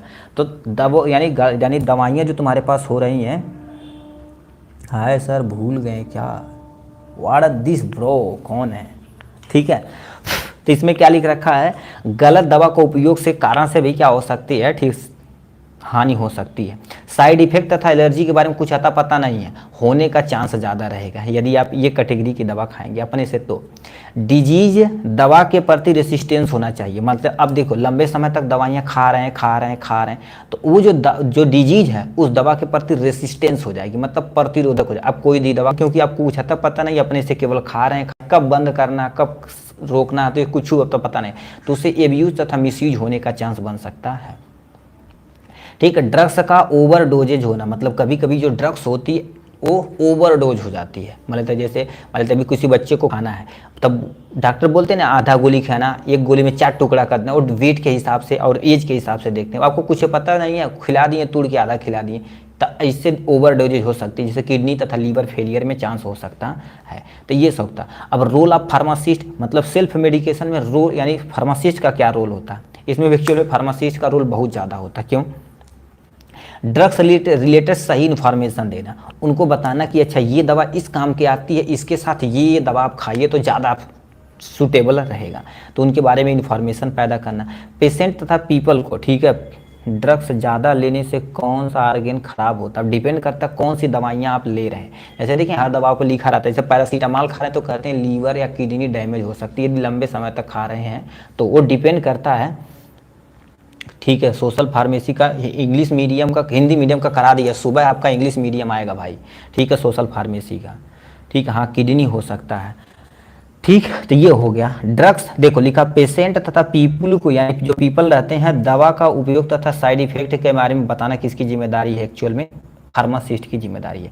ड्रग्स इंटरेक्शन मतलब जैसे कोई दवाइयाँ होती है ना, डॉक्टर बोलते हैं अच्छा ये दवा खा रहे हो तो ये खाना मत खाना, अच्छा ये दवाइयाँ खा रहे हो तो ये दवाइयाँ ना खाना, रिकॉर्डिंग, ठीक है। तो ये हो गया, रिकॉर्डिंग का फीचर होना चाहिए। दूसरा तुम्हारे पास सेल एरिया को मैनेज करना, सेल एरिया का मतलब जिस एरिया में, जैसे सेल एरिया मतलब क्या होता है, का जैसा सॉफ्टवेयर था तो जो दवाइयाँ ज़्यादा बिलिंग हो रही तो वो जान जाएगा अच्छा इस एरिया में ये दवा का, ठीक है, ज़्यादा बिक्री हो रही है तो उसको टॉप पे रखेगा, बड़ी सटीक था भाई, ठीक है। वो जान जाएगी कि अच्छा ये दवाइयाँ हमारे पास ज़्यादा अमाउंट में बिक रही हैं, ज़्यादा अमाउंट में बिक रही तो उसको पहले ही अलर्ट करके आपके सामने ही रख दे, ठीक, तो वो जान जाता है, ठीक है। अब ऑर्डर करेंगे तो नोटिस दे देगा कि ये ज़्यादा सेलिंग हो रही तो ये दवा मंगा लीजिए आप। एसएमएस अलर्टिंग होना चाहिए, जैसे हमारे तो कोई त्रुटि हो या एक्सपायरी डेट हो रही है, ठीक है, एक्सपायरी डेट हो रही तो अलर्ट, मैसेज अलर्ट आ जाना चाहिए, एस अलर्ट आ जाना चाहिए स्क्रीन पे चाहे मोबाइल पे। मोस्टली देखा जाए कंप्यूटर के मॉनिटर पे आ जाता है, ठीक है। तो उसको जो एक्सपायरी हो रहा है तो उसको उठा के स्टॉक को पहले आगे रखेंगे या किसी मेडिकल स्टोर पे या खुद ही धीरे धीरे उसे बेच देंगे 2-3 महीना पहले। नेक्स्ट में तुम्हारे पास इसका फ़ायदा क्या है, ठीक है, यानी इस सॉफ्टवेयर का फ़ायदा क्या, फास्ट सर्विस यानी सर्विस मैनेज करता है, बहुत जल्दी काम आप कर देंगे, ठीक है। सेव टू टाइम की बचत होगी। Recognize expiry date, expiry item मतलब जो एक्सपायरी होने वाली उसको तुरंत रिकॉग्नाइज कर लेगा 2-4 महीना पहले, ठीक है।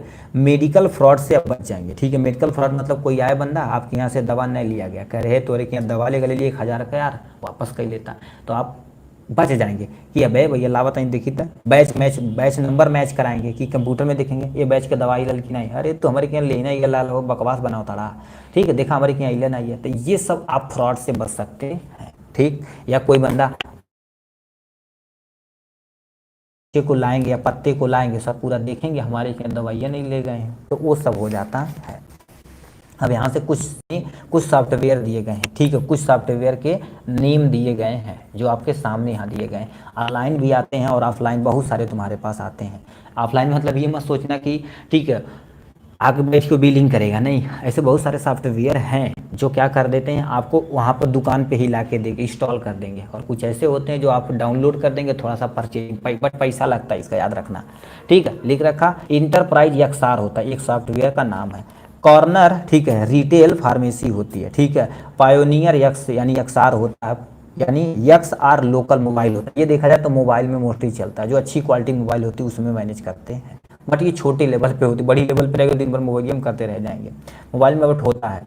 लिखा है विन फार्मा के नाम से ये सॉफ्टवेयर आता है। प्राइम एक्सआर के नाम से आ जाता है। माइक्रो मर्चेंट सब यानी सिस्टम के नाम से आ जाता है। और लॉजिक ERP के नाम से आ जाता है। एविटाल एक्सआर के नाम से आता है। तो ये इतने सॉफ्टवेयर थे जिनका नाम दिया गया। ये आपके दुकान पे कोई और सॉफ्टवेयर है तो उसको भी आप लिख सकते हैं, कोई नहीं दिक्कत है, क्योंकि हज़ारों जैसे भी अभी गेम खेलने जाए तो गेम का 1-2 सॉफ्टवेयर थोड़े, कईयों हज़ारों सॉफ्टवेयर है।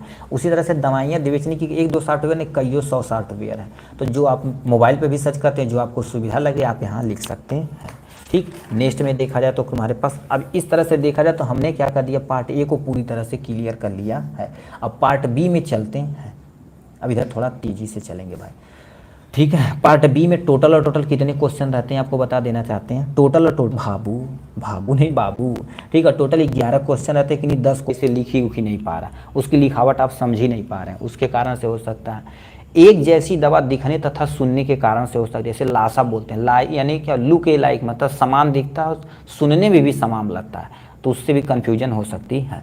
फार्मेसी रिलेटेड इशू के कारण जो फार्मेसी है सही से कोई दवाइयाँ मैनेज ही नहीं की गई, इधर उधर रखी गई, तो उसके कारण से हो सकता है। दवाओं की गलत लेबलिंग के कारण से भी क्या हो सकती है, डिस्पेंसिंग इधर हो सकता है, ठीक। फार्मासिस्ट का पूरा नॉलेज ना होना, फार्मासिस्ट को पूरा दवाई के बारे में कोई नॉलेज ही नहीं है, ठीक, इससे हो सकता। पर्चों के देखने पे मिस स्टैंडिंग हो सकती है, मतलब जो आप पर्चा रखे हैं वो देख ही नहीं सही पा रहे, देख पा रहे तो मिस स्टैंडिंग हो रही है, तो उसके कारण से आपको इधर हो सकता है, ठीक है। तो ये हो जाएगा इनके बारे में। नेक्स्ट क्वेश्चन क्या दे रखा है, आवाज़ आ रही है तो एक बार यस और नो में जवाब दे दीजिएगा भाई, आगे चलते हैं, ठीक। आवाज़ आ रही है कि नहीं, क्लियर आवाज़ आ रही है। Important of listening, listening skill of the community pharmacist. Listening मतलब ये देखा जाए तो कम्युनिटी स्किल के अंतर्गत देखा जाए तो जी सर, ठीक है। तो यहाँ पर लिसनिंग आप लिख देना क्योंकि तुम्हारे पास है लिसनिंग। अब देखिए फार्मासिस्ट में आप रह रहे हैं तो सुनना बड़ी ज़रूरी है, चाहे वो कोई भी हो, चाहे पेशेंट सुना रहा है आपको कोई बात हो या कोई सीनियर सुना रहे हैं तो वो, ठीक है। क्या लिख दिए हैं जी, कैसे हैं आप सर, मस्त ज़बरदस्त, ठीक है। ठीक है, आप कैसे हैं भाई, मस्त हैं कि ज़बरदस्त हैं। आप आशा करते होंगे मस्त होंगे, ज़बरदस्त होंगे, ठीक है। ठीक। अब क्या लिख रखा, कम्युनिकेशन स्किल क्या होता है, कम्युनिकेशन मतलब जुड़ना, कम्युनिकेट करना। कहते हैं हमारा दोस्त बा इंस्टाग्राम पे हमसे कम्युनिकेट भइल बा, तो वही सेम टू सेम क्या होगा, सुनने की जो तुम्हारे पास कम्युनिकेशन होता है उसको कम्युनिकेशन स्किल में लिसनिंग लिखा तो लिसनिंग स्किल का महत्व बहुत अधिक होता है, क्योंकि फार्मासिस्ट सीधा संपर्क पेशेंट तथा कंज्यूमर से होता है। कहने का मतलब जैसे सुनने की इसमें सब काम हो रहा है, जैसे कम्युनिकेट करेंगे तो सुन के करेंगे, चाहे वो सामने खड़ा है चाहे फ़ोन पे बतिया रहा है, आप सुन के ही काम करेंगे। ठीक है, तो इसका बहुत महत्वपूर्ण है, क्योंकि फार्मासिस्ट सीधा किसे पेशेंट से संपर्क करता था, कंज्यूमर से। पेशेंट की बतिया नहीं सुन रहा है वो, तो उससे क्या उससे बहुत सारी दिक्कतें हो सकती हैं। ठीक, तो पेशेंट हो सकता है। यदि फार्मासिस्ट के सुनने की क्षमता अच्छी है तो सेवा की गुणवत्ता बढ़ती है और मरीज की सुरक्षा सुनिश्चित होती है। बहुत तरीके लिखा भाई बात। फार्मासिस्ट सुनने की क्षमता यदि अच्छी रहेगी तो सेवा की गुणवत्ता को बढ़ाएगा। ठीक, आराम से वो क्या करेगा, काम करेगा। अब मान लेते हैं मरीज की सुरक्षा सुनिश्चित करेगा, कोई बतिया नहीं सुन रहा है, ठीक है, बोल देगा डॉक्टर, बोलेगा वो भैया कि हमारे पेट में गैस बन गया, सुनाई दिया, पैर का ऑपरेशन करवा दिया, अभी वो पेपर में नहीं आया था। अब तुम सोचो जैसे पेशेंट वहाँ पर लिखा था, हम भी अभी आर्थो वाले में रहते हैं, ठीक है, आर्थो वाले में रहते हैं, जैसे मान लेते हैं पैर का करना है तो ऐसे लिख देंगे तुम्हारे पास, फिर लेग लिखेंगे ब्रेक, लेफ्ट वाले करना तो ऐसे एल लिख देंगे, राइट वाला करना तो ऐसे राइट लिख देंगे। ठीक है, अब ऐसे कर देंगे। ठीक है, तो ऐसे हो गया, तो वो ये जानकारी नहीं देगी लेफ्ट राइट, तो दिक्कत हो जाएगी। ठीक, अब तुम सोचो लेफ्ट वाला पैर उसका टूटा था, राइट वाला ऑपरेशन करके बाहर जब निकाला डॉक्टर, तो घर वाले कहीं अरे तेरी की तरह, ठीक, उघार के देखें, कहे अरे तो लबड़ा टूटा लग ही ना, तू तो कही देला, फिर कहे बाप अरे बाप, ये तो बड़ा दिक्कत है, फिर उसे ऑपरेशन थिएटर में लिया गया। ऐसे ऐसे अपने यहाँ डॉक्टर है, ऐसे डॉक्टर को सैल्यूट है, 21 तोपों की सलामी ऐसे खड़े खड़े दे देना चाहिए उनको। ठीक है, तो ये तुम्हारे पास फार्मेसी। अब सुनने की क्षमता यानी सेवा की गुणवत्ता जितना देखिए, सुनने की क्षमता अच्छी रहेगी तो सेवा की गुणवत्ता बढ़ा देंगे और मरीज की सुरक्षा सुनिश्चित करेगा। अब एक्चुअल में कैसे क्या होता है sir, favourite topic communication skill है। गजब भाई, कैसे किससे कम्युनिकेट फार्मेसी स्टार्ट, किससे आप कम्युनिकेट कर रहे हैं। ठीक, देखिए इसमें कई स्टेप होता है। सबसे पहले सेंडर अपनी आवाज़ को क्या कर देता है, सेंडर हो गया, ये तुम्हारे पास चैनल हो गया मतलब माध्यम हो गया, उसके बाद डिकोडिंग करेगा तो काम करेगा। ठीक है, होता क्या, सेंडर सबसे पहले, सेंडर मतलब किसी भी चीज़ को बोलेगा, जैसे हम बोल रहे हैं आपको, तो वो सबसे पहले इनकोडिंग के अंतर्गत आ जाएगा, उसको कोड करेगा। कोड करने के लिए कोई ना कोई माध्यम चाहिए, चाहे फोन का माध्यम चाहिए, चाहे हम डायरेक्ट बोल रहे हैं वो चाहिए, चाहे लिखने का माध्यम चाहिए। ये अब उसमें पैरासीटामॉल और एलएसपी दवा गैसे कही सब उसको डिकोड कर लेगा, ये डिकोड कर लेगा। जब डिकोड कर लेगा, ठीक है, जब डिकोड कर लेगा तो फीडबैक देगा। क्या होगा, देखिए यहाँ पर हम लिख देते हैं, जब डिकोड कर लेगा तो फीडबैक देगा।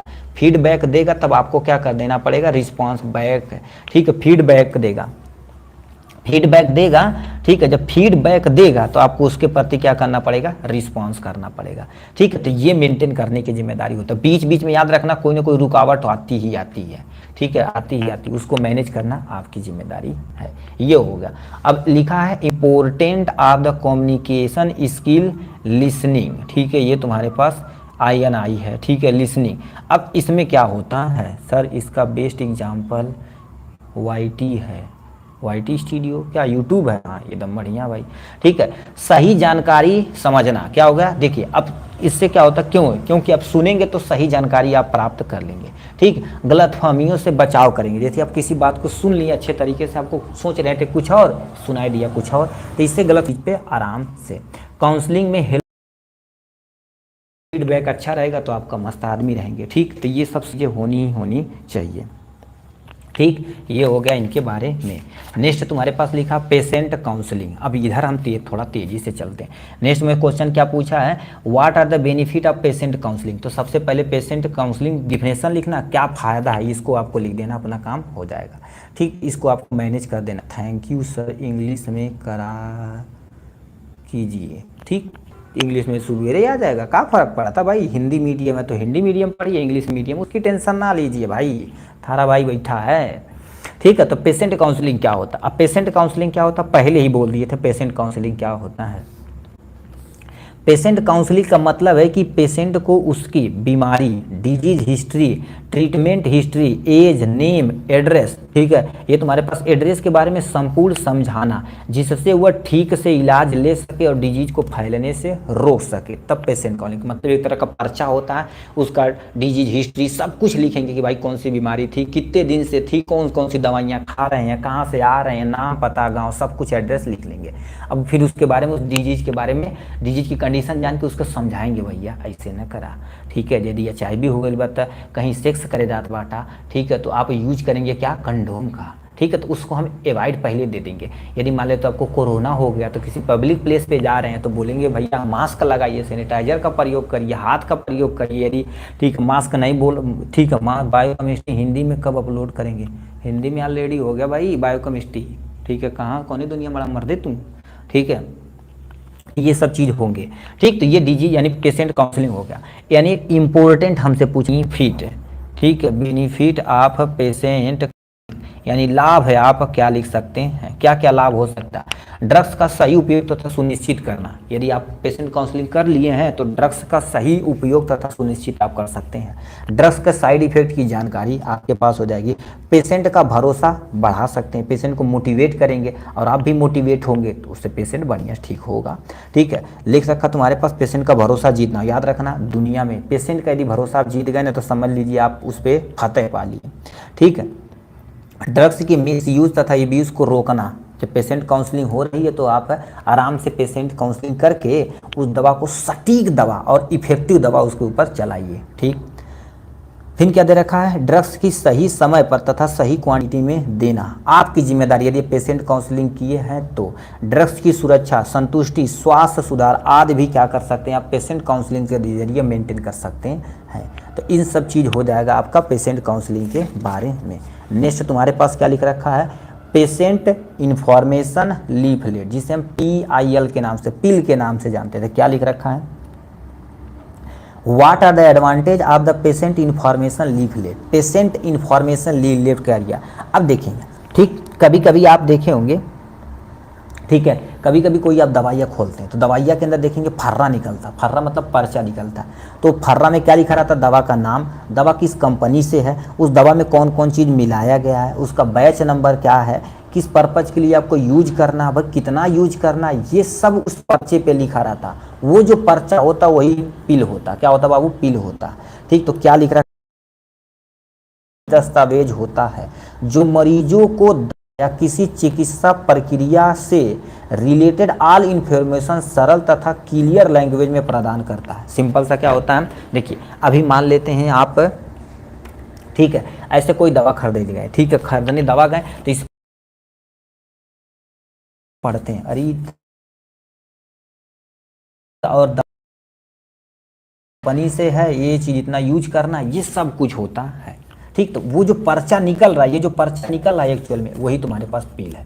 अब तो समझ गए होंगे पिल क्या होता है, ठीक है, पिल, ठीक है, ये समझ गए हैं, ठीक। क्या दोबारा एक बार पढ़ते हैं, ये पिल एक छोटा सा तथा लिखित दस्तावेज होता, मतलब कागज होता है जो मरीजों को दवा या किसी चिकित्सा प्रक्रिया से रिलेटेड ऑल इंफॉर्मेशन, मतलब जो पेशेंट है जो दवा निकल रही है, दवा की पूरी इंफॉर्मेशन निकल, उस पर क्या क्या होता है पहले रहेगा पूरा डिटेल में।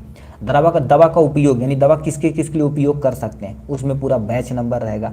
सावधानियां रहेगी, मतलब ये दवा का सावधान कैसे रहेगा कि बच्चों को इससे ज़्यादा नहीं देना तो दिक्कत हो जाएगी। स्टोरेज कंडीशन यही देता है, यानी निर्माता कंपनी का फुल इन्फॉर्मेशन, मतलब जो कंपनी बना रही है उसका बैच नंबर, कंपनी कहाँ है, उस कंपनी का और कौन कहाँ कहाँ सेंटर है, कहाँ कहाँ कौन डिस्ट्रीब्यूट है, सब कुछ इस पर्ची पे लिखा रहता। डोजेज, मतलब एडल्ट लोग इतना खाएंगे, बच्चे लोग इतना खाएंगे, जैसे भी चंपरास लेंगे तो चंपरास में एक पर्ची निकलती, पूरा इन्फॉर्मेशन बताती है। तो जो पर्ची निकल रही वही पिल है, उस पर चंपरास का पूरा गुण लिखा रहता है, कौन कौन सी चीज़ से मिलकर बना हुआ है, सब पिल में इन्फॉर्मेशन होती है। अब इसका फायदा क्या होता है, ठीक है, लिखा पेशेंट को दवा लेने के लिए एजुकेट करना है सबसे बड़ी फायदा। अब पेशेंट लेगा, ठीक है, उस दवा की पूरी इन्फॉर्मेशन को पढ़ लेगा, किस कंडीशन में लेना है, कैसे लेना है, सब कुछ इन्फॉर्मेशन तुरंत मिल जाती है। ड्रग्स का सही उपयोग हो सकता है, ठीक, यानी भ्रम तथा गलतफहमी से बचाया जा सकता है। जैसे दवाइयाँ का कौन सी कंपनी का दवाई हो कुछ आता पता नहीं है तो पर्चा निकलेगी ही, तो कितना रिपोर्टेशन वगैरह सब कुछ आपको बता देना, तो हम भ्रम और गलतफहमी से बच जाएंगे। फार्मासिस्ट का समय बचता है, ठीक है, जैसे फार्मासिस्ट बोलेंगे हे भाई कितवक दवाइयाँ हवा होई, अरे पर्ची बा वहीं पढ़ लिया, बस इतना बोलेंगे काम खत्म। नहीं तो पर्ची नहीं रहेगी तो बताएंगे अच्छा ये कंपनी की दवा है, ये चीज़ मिलाया गया, इतने टाइम ऐसे टाइम टू टाइम लेना, ये सब चीज़ लिखा रहता है उस पर्चे पे, तो हमारा टाइम बचता है, ठीक। तो ये पिल के बारे में था। पिल के बारे में आएगा तो इंट्रोडक्शन, यानी उसमें क्या लिखा रहता है और एडवांटेज क्या होता है, इतना आपको लिखना पड़ेगा, ठीक। फिर क्या लिख रखा है, यानी हेल्थ स्क्रीनिंग। अब हेल्थ स्क्रीनिंग क्या होता है, अब इधर थोड़ा सा तेजी से चलते हैं, ठीक है। यदि आवाज़ जा रही है तो एक बार प्लीज़ आप बताइए। या सर मेडिकल कंडीशन फैक्टर, तुम्हारे पास मेडिकल अधरेंस, अभी तो मेडिकल अधरेंस कौन से फैक्टर है इसको हम पीडीएफ में इंक्लूड कर देंगे। हम नेक्स्ट क्वेश्चन 7वें नंबर पर चलते हैं। What are the benefit of the health screening. Health screen के एक्चुअल में फ़ायदा क्या है, ठीक है। एक्चुअली हेल्थ स्क्रीनिंग का फ़ायदा क्या है इसके बारे में आपको बताना पड़ेगा। तो हेल्थ स्क्रीनिंग क्या होती है, कभी कभी आप देखेंगे टेस्टिंग करवाना, जैसे किसी पर्सन को कहते हैं यार पूरा बॉडी चेकअप करा लिए, तो उससे पता चल जाता है कि हमारे शरीर में क्या कंडीशन है और वो कौन सी कमियां हैं, तो उस सबको काम करने की जिम्मेदारी हमें पता चल जाती है। तो हेल्थ स्क्रीनिंग क्या होती है, हेल्थ स्क्रीनिंग वह प्रक्रिया है जिसमें किसी, क्या कर देते हैं, हेल्थ स्क्रीनिंग वह प्रक्रिया है जिसमें किसी व्यक्ति की स्वास्थ्य स्थिति को स्टार्टिंग में चेक करके टेस्टिंग की जाती है। कहने का मतलब जैसे थोड़ा सा पेट दर्द हुआ, ठीक, तो हम पेट का पूरा प्रॉपर चेकअप करा लेंगे, liver function test, kidney function test, x ray, ultrasound सब कुछ करा लेंगे, ब्लड वगैरह टेस्ट। अब उस टेस्ट में हम डिटेक्ट कर लेंगे, पता कर लेंगे कि अच्छा ये बीमारी है, उसी को हेल्थ स्क्रीनिंग बोलते हैं। तो वही लिख रखा है, ठीक है। हेल्थ स्क्रीनिंग वह प्रक्रिया है जिसमें किसी व्यक्ति की स्वास्थ्य स्थिति को, ठीक है, शुरुआती में उसे क्या कर देते हैं हम, चेक करके टेस्ट के जरिए पता कर लेते हैं, तो हमें क्या बोला जाता है, वो डिजीज की पूरी कंडीशन हमें पता चल जाएगी, भले ही उसका लक्षण दिखे या न दिखे। देखो साफ साफ लिखा, भले ही उसे लक्षण न हो। जैसे किसी को नहीं होता है कि कहते हैं यार ये दिन में अभी तो सही रहा ना, लक्षण दिखवा नहीं क्या मर ही ना हो, ठीक है। तो मतलब अंदर अंदर वो बीमारी हो रही थी बट अपने लक्षण को दिखा नहीं रही थी, तो इसीलिए प्रॉपर चेकअप करना जरूरी है। जैसे आप हैं, ठीक है, तो आपको बेसिक चीज़ें जैसे kidney function test, liver function test, HIV, ये सब साल भर में 2 साल भर में एक बार आपको नॉर्मली करा लेना चाहिए। किसी डिस्ट्रिक्ट हॉस्पिटल पे, सरकारी हॉस्पिटल पे जाइए, 1 रुपया पर्ची कटाइए, आप तो एजुकेटेड है ही हैं, आप बताइए कि डॉक्टर को कंडीशन, वो अपने आप लिख देगा, 1 रुपये में सब कुछ फ्री ऑफ कोर्स हो जाएगा, ठीक। तो ये हो जाता है। हेल्थ स्क्रीनिंग का मेन उद्देश्य बीमारियों को शुरुआती चरण में पहचानना और ताकि समय पर ट्रीटमेंट स्टार्ट किया जाएगा। देखो हेल्थ स्क्रीनिंग का मेन उद्देश्य क्या होता है कि बीमारियों को शुरुआत में ही पकड़ लेना। बताओ कोई चीज़ शुरुआत में ही पकड़ लेंगे तो हम उनकी ऐसी तैसी गई, 2 तमाचा मारना भोसड़ी का, ठीक, बम फेंकबा, मतलब आर्मी है, शुरुआती में पीट देना। अब बताओ शुरुआती में किसी को पीट दे तो उसकी हैसियत थोड़ी ना रहेगी, क्या होगा। तो आर्मी अपने यहाँ जानता हो क्या करती है, ठीक है, जो देश की सुरक्षा में दिन रात निछावर हैं, उनको तो सैल्यूट करना चाहिए हमको, ठीक है। तो वही चीज़ होती है। उसी तरह से जैसे पाकिस्तान को हमारे इंडियन आर्मी पीट दिए, तो वही चल हेल्थ स्क्रीनिंग में करते हैं। शुरुआत बीमारी शुरू हो रही तो 2 तमाचा मार के पहचान के ख़त्म कर देली, कितना बढ़िया है। उसी तरह से हो रहा, ठीक। अब इसके टाइप होते हैं, इसके कईयों टाइप हो सकते हैं। सबसे पहला तुम्हारे पास लिखा है स्टैंडर्ड हेल्थ है, तुम्हारे पास लिखा है स्टैंडर्ड हेल्थ स्क्रीनिंग। मतलब तुम्हारे पास क्या होता है, मानो मतलब स्टार्टिंग में ही तुम क्या कर दोगे, उसको जांच वगैरह करके, जैसे अब इसमें क्या क्या हो सकता है, ऐसे कहते हैं ग्लूकोज का हम जांच करवा लिए, ग्लूकोज का जांच करिए, ब्लड कोलेस्ट्रॉल का जांच करवा लिए, यूरिन का जांच करवा लिए, सब इसी के अंतर्गत आता है। कुछ तुम्हारे पास प्रीमियम होता है। प्रीमियम मतलब क्या होगा, जैसे आपको, ठीक है, जैसे हृदय की जांच करवाना है, ठीक है, हृदय की जांच करवाना है, लंग्स का, फेफड़े का, इस सब का, यकृत का, तो इसमें आता है, ठीक है। किसमें, यानी लिखा है तुम्हारे पास प्रीमियम के अंतर्गत आता है। ये प्रीमियम है, यदि स्पेलिंग गलत हो गई भाई रुक जाओ, ठीक है, तुम्हारे पास क्या हो जाएगी, प्रीमियम हो जाएगी। प्रीमियम हेल्थ में तुम्हारे पास जैसे लीवर टेस्ट हो गया, किडनी फंक्शन टेस्ट हो गया, इस सब के अंतर्गत यही आता है, ठीक है। तो इसमें जो जोखिम वाली चीज़ें होती है इसके अंतर्गत आता है। लिखा है एग्जीक्यूटिव हेल्थ स्क्रीनिंग, इसमें तुम्हारे पास क्या कर देते हैं, विशेष स्वास्थ्य किया जाता है। जब वो रेयर कंडीशन होता है, हमारे ये इस पे पता चला, ठीक, अब इस पे नहीं पता चलेगा तो ये, इससे नहीं पता चलेगा तो ये करवाते हैं। ये स्पेशल टाइप का होता है, केवल सटीक उसी से करते हैं। जैसे अभी किसी हमें हार्ट में प्रॉब्लम है तो कहते हैं ECG करवा लो, या इस पहले इस तैथो इसको पता कर लेते हैं, तो वो नहीं उसे पता चलता है तो ECG करवा लेते हैं। ECG नहीं होता तो इको कराते हैं, इको नहीं होता तो और भी कंडीशन आगे तक मूव करते हैं, तो ये होता है। अब इसका फायदा क्या होता है, बीमारियों की यानी समय रहते हुए पहचान कर लेना, उसका ट्रीटमेंट कर देना, पहली लाभ फायदा। टाइम से ट्रीटमेंट पॉसिबल हो सके, इसीलिए हेल्थ स्क्रीनिंग कहती है। डिजीज को बढ़ने से रोका जा सकता है, हेल्थ खर्च को कम किया जा सकता, बचत किया जा सकता। बताओ लास्ट कंडीशन आ गई, अरे तरीके एकदम से खतरनाक टाइप में लास्ट कंडीशन आ गई है कि अब मराए हो तो खेत बाड़ी बेच के पैसा लोग करवाते हैं, ठीक है। इसलिए स्टार्टिंग में किसी अच्छे डॉक्टर के पास आपको मूव करना चाहिए, जाना चाहिए, ठीक। बट आदमी सोचता भी है और होना भी चाहिए। देखिए आदमी सोचता है कि चलो यार यहीं पर मेडिकल स्टोर वगैरह से हम काम कर रहे हैं ना, काम सही हो जाएगा, बट लास्ट चांस होता तो जाना ही पड़ता भाई। ठीक है, नेक्स्ट में तुम्हारे पास क्या लिख रखा, ब्लड प्रेशर। ये क्या पूछा है जी, वेरियस इंस्ट्रूमेंट इरर, ठीक है, which can occur the measuring blood pressure, मतलब जब ब्लड प्रेशर, ठीक है, आप ब्लड प्रेशर किसी का मेजर कर रहे हैं तो जो इंस्ट्रूमेंट यूज कर रहे हैं, जो इंस्ट्रूमेंट यूज कर रहे हैं उसमें कौन कौन एरर होने के नाते ब्लड प्रेशर सही से नहीं हो पाएगा। जैसे अब इस, ठीक है, इस स्फैग्नोमानोमीटर का प्रयोग कर रहे हैं, ठीक है, तो उसमें देखेंगे बेल्ट होता है, ऐसे चांपने वाला होता है, स्केल होता है, ये सब। अब उसमें कहाँ एरर आता है जिससे ब्लड प्रेशर मैनेज करना खराब हो जाता है। तो लिखा जब, ठीक है, क्या लिख रखा है, जब हमारे ब्लड वेसल में ब्लड का प्रवाह होता है तो हमारे, ठीक है, नेट खत्म हो गया, उसका अलर्ट आ रहा है, ठीक है, अब प्रॉपर बताते रहिएगा, यदि आवाज़ नहीं आएगा तो हमें दोबारा, ठीक है, वाईफाई कनेक्ट करना पड़ेगा भाई। ठीक है, तो लिखा है तुम्हारे पास जब हमारे ब्लड वेसल में ब्लड का प्रवाह होता है तो हमारे वेसल की दीवार ब्लड के द्वारा प्रेशर लगाता है, तो उसी को ब्लड प्रेशर कहते हैं। कहने का मतलब क्या कह रखा, अब इसको ध्यान से सुनिए क्या दे रखा। सबसे पहले देखा जाए तो हमारे पास ये ब्लड वेसल है, तो इस वेसल मतलब नस है, तो नस के अंदर ब्लड का फ्लो हो रहा है, ठीक, तो इनकी दीवार पे, इस दीवार पे भी क्या कर देती हैं, प्रेशर लगाती है। तो ये प्रेशर किसके कारण से हो रहा है, ब्लड के कारण, इसलिए इसके नाम दिया जाता है ब्लड प्रेशर बोलते हैं। ठीक, तो इसमें नॉर्मल ब्लड प्रेशर की बात की जाए तो कितना होता है, 120/80 mmHg होता है। क्या होता है, 120/80 प्रेशर है तो mmHg हो जाएगा। ठीक है, तो ये हो सकता है। अब instrument use in the measurement blood pressure, यानी मापने के लिए किस यंत्र का प्रयोग किया जाता है, सबसे सुटेबल मात्रक होता है तुम्हारे पास मापने के लिए स्फैग्नोमानोमीटर। ठीक है, स्फैग्नोमानोमीटर होता है, ठीक, ये सबसे सुटेबल होता है। ठीक, इसको हटा देते हैं। ठीक है, अब यहाँ से इंस्ट्रूमेंट में एरर किसके कारण से आ सकता है, जैसे अब देखिए एक स्फैग्नोमानोमीटर यदि बनाया जाए, ठीक है, तो एक स्फैग्नोमानोमीटर बनाया जाए तो एक्चुअल में होता कैसे, ध्यान से सुनिएगा। ठीक, एक सबसे पहले तुम्हारे पास स्क्रीनिंग के लिए हम डिजिटल नहीं बना रहे हैं, याद रखना डिजिटल नहीं बना रहे हैं, ये होता है। ठीक है, यहाँ से अब यहाँ पे एक तुम्हारे पास बॉक्स होता है, ठीक है, यहाँ पर हमारे पास एक बॉक्स होता है, इसको हम पैक कर देते हैं। ठीक है, अब यहाँ से एक ऐसे नली निकलती है, ठीक है, एक नली निकलती है ऐसे, और इसी पे कपड़ा लगा होता है, इसी को कफ बोला जाता है। क्या होते हैं, कफ बोलते हैं। और यही कपड़ा हमारे शरीर के ऊपर लपेटा जाता है, ऐसे लपेट के, और यहाँ से भी एक ऐसे निकलता है, ठीक है, ऐसे, और यहाँ पर ऐसे करके और ऐसे होता है। ठीक, ये होता ऐसा आप देखे होंगे, और इस पे देखेंगे ऐसे स्केल लगा होता है, और ऐसे ऐसे ऐसे ऐसे ऐसे ऐसे नंबरिंग होती है, और उसी पे पारा होता है, ऊपर नीचे बढ़ता है। ये हमारे पास क्या होता है, बॉक्स होता है। ठीक है, ये हमारे पास बॉक्स होता है, इसी के अंदर सब कुछ रख के बंद कर दिया जाता है। अब क्या होता है, इसको क्या बोलते हैं बाबू, कफ बोला जाता है।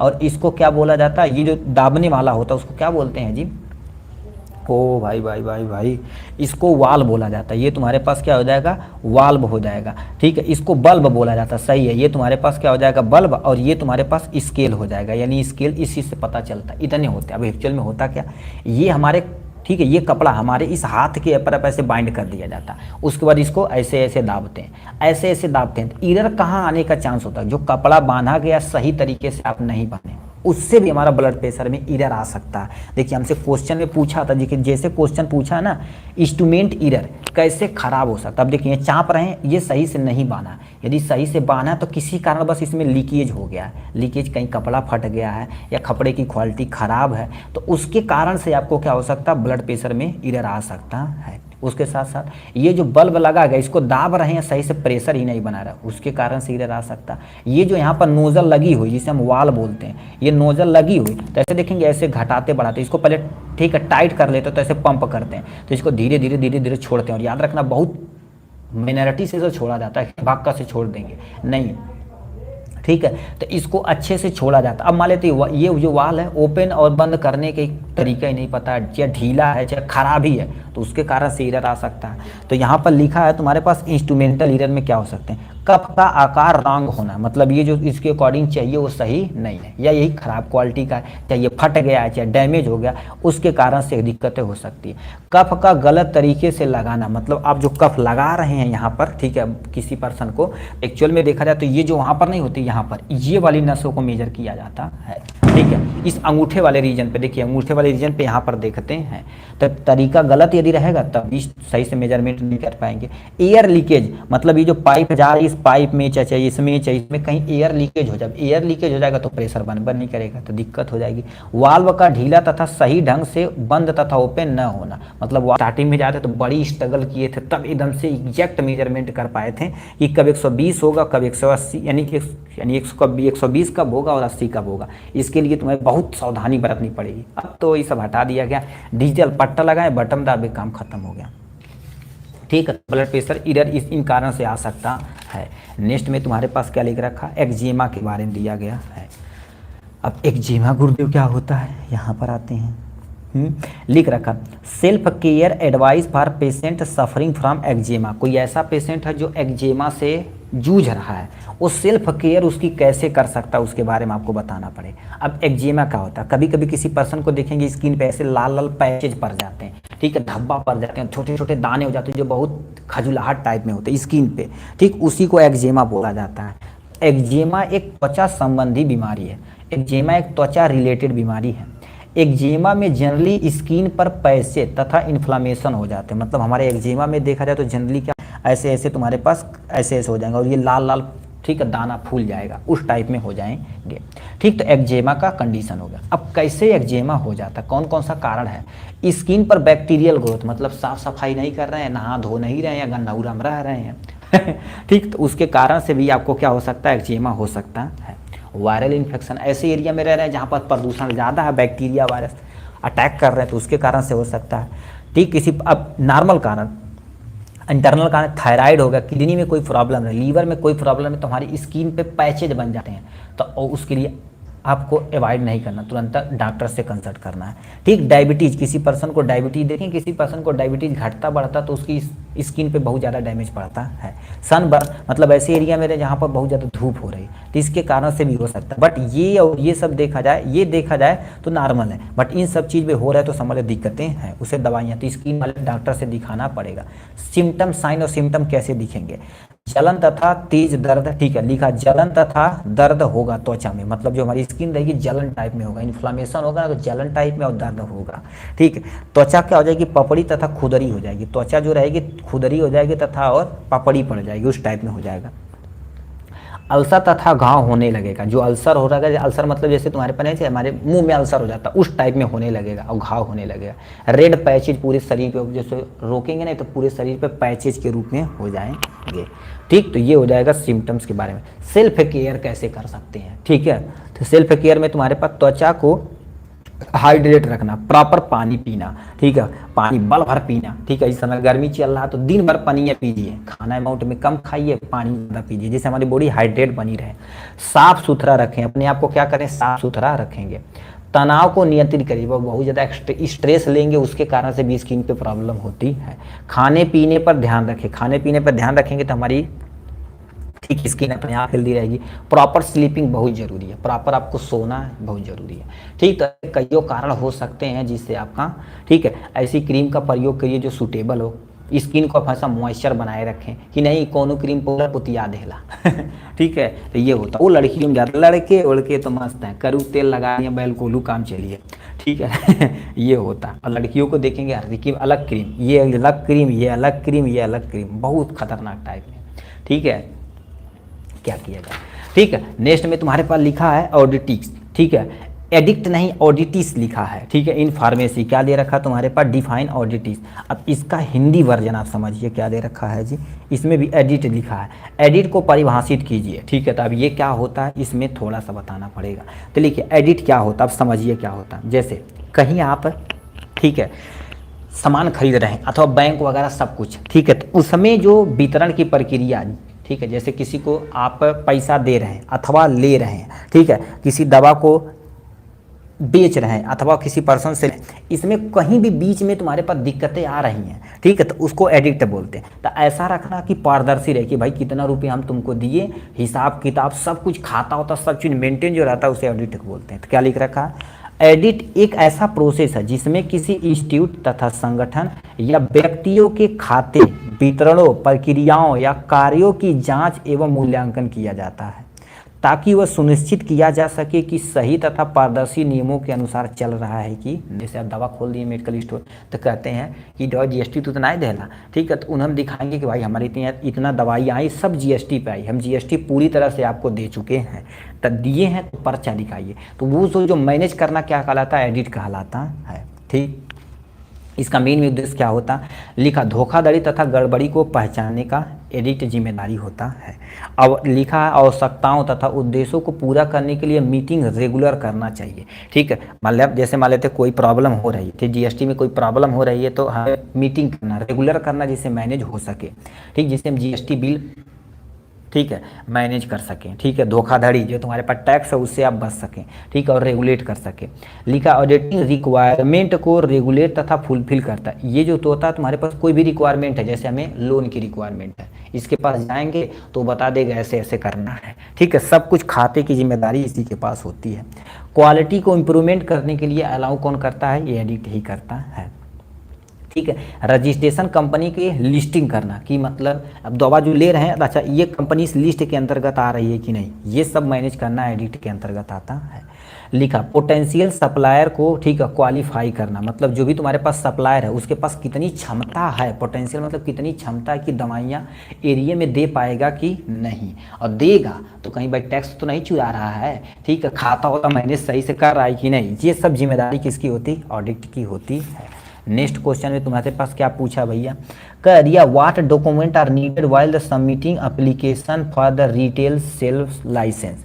अब यहाँ से आपको क्या करना पड़ेगा, देखिए यहाँ पर हेडिंग डालना भूल गए, रिटेल सेल लाइसेंस के बारे में आपको हेडिंग अच्छे तरीके से जानना पड़ेगा। देखिए रिटेल सेल क्या होता है और होल सेल क्या होता है, अभी देखेंगे जाता है और ज़्यादा अमाउंट में बिक जाता है, वहाँ कस्टमर को नहीं, उसमें बड़ी बड़ी कंपनियों से लेते हैं और छोटे छोटे दुकानों पे बेचते हैं। ठीक, तो वो जो दुकान छोटी छोटी लेती हैं, जैसे हम सब भी खरीदने जाए 2 पैरासीटामॉल खरीदते हैं 2 टैबलेट, तो किसी छोटी दुकान पे जाएंगे, तो जो छोटी दुकान रहेंगे वो रिटेलर रहेंगे। क्या रहेंगे, रिटेलर, जिसे हिंदी में फुटकर विक्रेता बोला जाता है। अब क्या लिख रखा, तो वही पूछा यदि आप रिटेलर शॉप लाइसेंस लेना चाहते तो आपके पास क्या क्या रिक्वायरमेंट चाहता है, उसे क्या बोलते हैं, रिटेल सेल ड्रग्स बोलते हैं। क्या बोलते हैं, रिटेल सेलर बोला जाता है। ठीक, रिटेलर सेल लाइसेंस के लिए आवेदन करते समय आपको कुछ आवश्यक फाइल जमा करनी होती है। जैसे इसी में हमसे पूछा क्या क्या डॉक्यूमेंट, देखिए साफ साफ लिखा तुम्हारे पास किस किस डॉक्यूमेंट की रिक्वायरमेंट होगी, तो यहाँ सामने दे रखा भर भर की रिक्वायरमेंट। ठीक है, अब ये सब आपके पास होना ही होना चाहिए। यदि आप डी फार्मा, अब तो सेकेंड ईयर में एग्जाम होगा तो फाइनल हो जाएगा, आपसे अनुरोध है, हाथ जोड़ के जिसे बोलते हैं, आपसे अनुरोध है हर एक डॉक्यूमेंट में आपका नाम, डेट ऑफ बर्थ, माता पिता, एड्रेस सब कुछ सही होना चाहिए। यदि नहीं होगा तो भाई आप आवेदन करने जाएंगे, सेकेंड ईयर पास कर लेंगे, ट्रेनिंग कर लेंगे, ग्रीन कार्ड के लिए जब अप्लाई करेंगे तो उसमें थोड़ा सा भी एरर रहेगा तो आपका ग्रीन कार्ड कैंसिल कर दिया जाएगा। तो आज ही से एग्जाम, अभी तो एग्जाम हो रहा है, ठीक है, एग्जाम होने वाला, तो उसमें आप त्रुटियाँ उसे आप सही करिए, उससे आप मैनेज करिए, नहीं तो आपके लिए दिक्कतें हो सकती हैं। ठीक है, अब तो जब आप पास कर जाएंगे तो बताएंगे हम एक्चुअल में आपको रजिस्ट्रेशन कैसे कराना, ट्रेनिंग कैसे करनी, सब कुछ। बट इसके लिए देखिए इसमें क्योंकि सब कागजी काम है, कहीं भी थोड़ा सा दिक्कत रहेगी तो दिक्कत में पड़ जाएंगे। सबसे पहले पता तुम्हारे पास पहले क्या होना चाहिए, पहचान पत्र। ठीक, आपका आधार कार्ड होना चाहिए, पैन कार्ड होना चाहिए और अच्छी क्वालिटी का फोटो होना चाहिए। फोटो जब ये सब लाइसेंस करवाए जाएंगे तो 2 महीने का पहला नहीं कि बचपन का फोटो देंगे, ऐसे नहीं, 2 महीने पहले ही खिंचवाना चाहिए, या तुरंत रहे तो और अच्छी बात है। पता यानी पता प्रमाण, ठीक है, पता प्रमाण मतलब जैसे तुम्हारे पास कहते हैं निवास प्रमाण पत्र, या अब तो एक्चुअल में पैन कार्ड आधार कार्ड में मैनेज हो जाता है, इस पे पूरा पता होना चाहिए। पता का मतलब दुकान कहाँ खोल रहे हैं, किस टाइप का खोल रहे हैं, किस एरिया में, अगल बगल कौन सी दुकान है, किस रास्ते पे, सब कुछ आप इनमें देंगे। रेंट एग्रीमेंट, यदि आप रेंट पे खोलना चाह रहे हैं तो उस मालिक से आपको रेंट एग्रीमेंट लेना पड़ेगा, नहीं खोल रहे हैं तो आप खुद ही कोई मैनेज कर लेंगे। कहने का मतलब यदि किसी आप ऐसे एरिया में खोल रहे हैं जो वहाँ पर रूम लेके खोल रहे हैं तो रेंट एग्रीमेंट होना चाहिए कि कितने साल तक इस रूम में रहेंगे, कितनी आप सिक्योरिटी दे रहे हैं, ये सब कुछ एक कागज़ पे लिखा होना चाहिए। एनओसी होना चाहिए आपके पास, बहुत ज़रूरी है। बिजनेस डॉक्यूमेंट मतलब किस पर्पज के लिए बिजनेस कर रहे हैं उसका पूरा डॉक्यूमेंट कि हम भाई रजिस्टर फार्मासिस्ट हैं, ये दवा बेचना चाहते हैं, शेड्यूल इसकी। तो शेड्यूलिंग बिजनेस डॉक्यूमेंट पूरा डिटेल में शपथ पत्र यानी आपको कचहरी से शपथ पत्र बनवाना पड़ेगा पूरा डिटेल में कि हम कसम खाते हैं, ये वो सब कुछ, ठीक है। फ्री यानी फीस रिसिपिएंट मतलब जो तुम्हारे पास उसमें फीस है, ठीक है, जैसे आप करवाएंगे रजिस्ट्रेशन तो उसका फीस लगेगा, फीस की पर्ची आपके पास होनी चाहिए। तो इतने तुम्हारे पास रिक्वायरमेंट हो गए जिससे आप काम कर पाएंगे, ठीक। तो आपके लिए इस तरह से देखा जाए तो हमने एटलीस्ट, ठीक है, बहुत सारे लोग भाई कह रहे थे कि सर आप इतना धीरे धीरे पढ़ाते हैं। देखिए हमारा मेन उद्देश्य है हर एक कॉन्सेप्ट को एकदम इजी से इजी तरीके से, हमें भी टाइम का, हमें क्या कर देते हैं बोल देंगे ये क्वेश्चन इसका आंसर, ये इसका आंसर आधा घंटा में ख़त्म कर देंगे, नहीं। टीचर के साथ यानी स्टूडेंट के साथ जब टीचर भी मेहनत करता हो तो बच्चे मोटिवेट होते हैं। अब तुम सोचो हम मॉर्निंग में एटलीस्ट 2 घंटा हमने लेक्चर लिया था, इस टाइम भी एटलीस्ट 1 घंटा 45 मिनट मतलब 2 घंटे का लेक्चर ये होगा। उसके बाद ये सब जो चीज़ लिखना सब हमारी मेहनत है भाई, ठीक है। इस तरह से आप भी मेहनत कर लेंगे ना तो आपका डिफार्मा आराम से क्लियर हो जाएगा, ठीक है। तो आप मेहनत करिए, ज़िंदगी में मेहनत, देखिए मेहनत करेंगे तो कहीं ना कहीं वो आपको क्या कर देगी, गेन कराएगी, ठीक है। तो ये पार्ट ए और पार्ट बी को हमने डिटेल में स्टेप बाय स्टेप पूरा डिटेल में कवर कर लिया। यदि इसका आपको नोट चाहिए तो इसी डिस्क्रिप्शन में हम अपना नंबर दिए हैं, वहाँ से आप कॉन्टैक्ट करके हमें क्या कर सकते हैं, व्हाट्सएप पे इसका PDF मंगा सकते हैं। कुछ धनराशियाँ प्राइज है इसकी, ठीक है।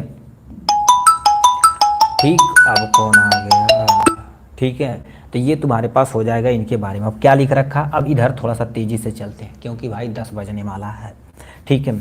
अब हम आते हैं यहाँ पर, पार्ट तुम्हारे पास हो जाएगा, ठीक है, ऑटो जी, ठीक है। ये तुम्हारे पास क्या हो जाएगा पार्ट, ठीक है, पार्ट C हो जाएगा, ठीक है, पार्ट C हो जाएगा। इसमें क्या क्या लिखा है, सबसे पहले क्या, अब तेजी से चलते हैं। पहला question, minimum qualification for registration as register pharmacist is, मतलब आपको एक रजिस्टर फार्मासिस्ट होना तो मिनिमम क्वालिफिकेशन क्या होनी चाहिए, diploma in pharmacy, bachelor in pharmacy, master in pharmacy, doctor in pharmacy. तो आपको डिप्लोमा इन फार्मेसी यानी पहले का जो तुम्हारे पास ए वाला ऑप्शन करेक्ट हो जाएगा। दूसरा नंबर क्वेश्चन क्या दिया है, आप ध्यान से सुनिए, कह दिया institute running D pharma course must be the model pharmacy. कोई भी इंस्टीट्यूट यदि चल रहा है तो डी फार्मा के अकॉर्डिंग ही चल रहा है, सब कुछ यही जिम्मेदारी लेता है, ठीक है। तो ये किसके, ये तुम्हारे पास डी फार्मा कोर्स है जो PCI चलाती है, तो इसका तुम्हारे पास क्या हो जाएगा, ठीक है, यानी दूसरे का ट्रू हो जाएगा। तो यहाँ पर आप क्या लिख देंगे, ट्रू करेक्ट हो जाएगा। तीसरा नंबर आंसर क्या लिखेंगे, तीसरा आंसर क्या लिखेंगे, लिख रखे हैं लैटिन शब्द यस ओस का मतलब क्या होता है। यदि आपको बता देते हैं, जो अभी बताए थे यस ओस लैटिन वर्ड पूछा है, इमरजेंसी तथा नीडेड नहीं लिखना है, लैटिन वर्ड यदि लिख देंगे एज पर नीडेड तब भी सही रहेगा। बट हमसे क्वेश्चन में देखिए क्या दिया है, यस ओस यस ओ यस का लैटिन वर्ड मतलब क्या होता है, यस ओ मतलब क्या होता है, ओपस होता है, ठीक है, ओपस होता है, और यस से तुम्हारे पास क्या होता है, इट होता है। अब ये कौन सी गुरुदेव, ये इसका लैटिन नाम है जिसका मतलब क्या होता है, एज नीडेड, मतलब जब जरूरत पड़ेगी तभी आपको लेना है, ठीक। चौथा नंबर आंसर क्वेश्चन में क्या दे रखा है, इस पे ध्यान से सुनिए, लिखा shake well before use example of auxiliary लेवल, मतलब कोई भी आप दवा लेते हैं तो कहते हैं हिला के आप प्रयोग करिए, ये लिखा रहता तो ये सही एक्सिलरी लेवल है, तो ये तुम्हारे पास क्या हो जाएगा, ट्रू हो जाएगा। क्या हो जाएगा बाबू, ट्रू हो जाएगा। पांचवा नंबर क्या दिया है, ठीक है, पांचवा नंबर क्या दिया है, इस पे आते हैं, क्या दिया है, इट इज ए यानी preferable to avoid observation while talking to patient, मतलब किसी पेशेंट से आप क्या कर रहे हैं, बात कर रहे हैं उसके, ठीक है, बातों को आप एवॉइड कर रहे हैं, ठीक, एवॉइड करना मतलब चीज़ें हो रही हैं उसको आपको अवॉइड करना, सही है, तभी तो आप पेशेंट की बात सुन पाएंगे। तो कर दिया ट्रू है कि फॉल्स है, तो ये तुम्हारे पास क्या हो जाएगा, ट्रू हो जाएगा।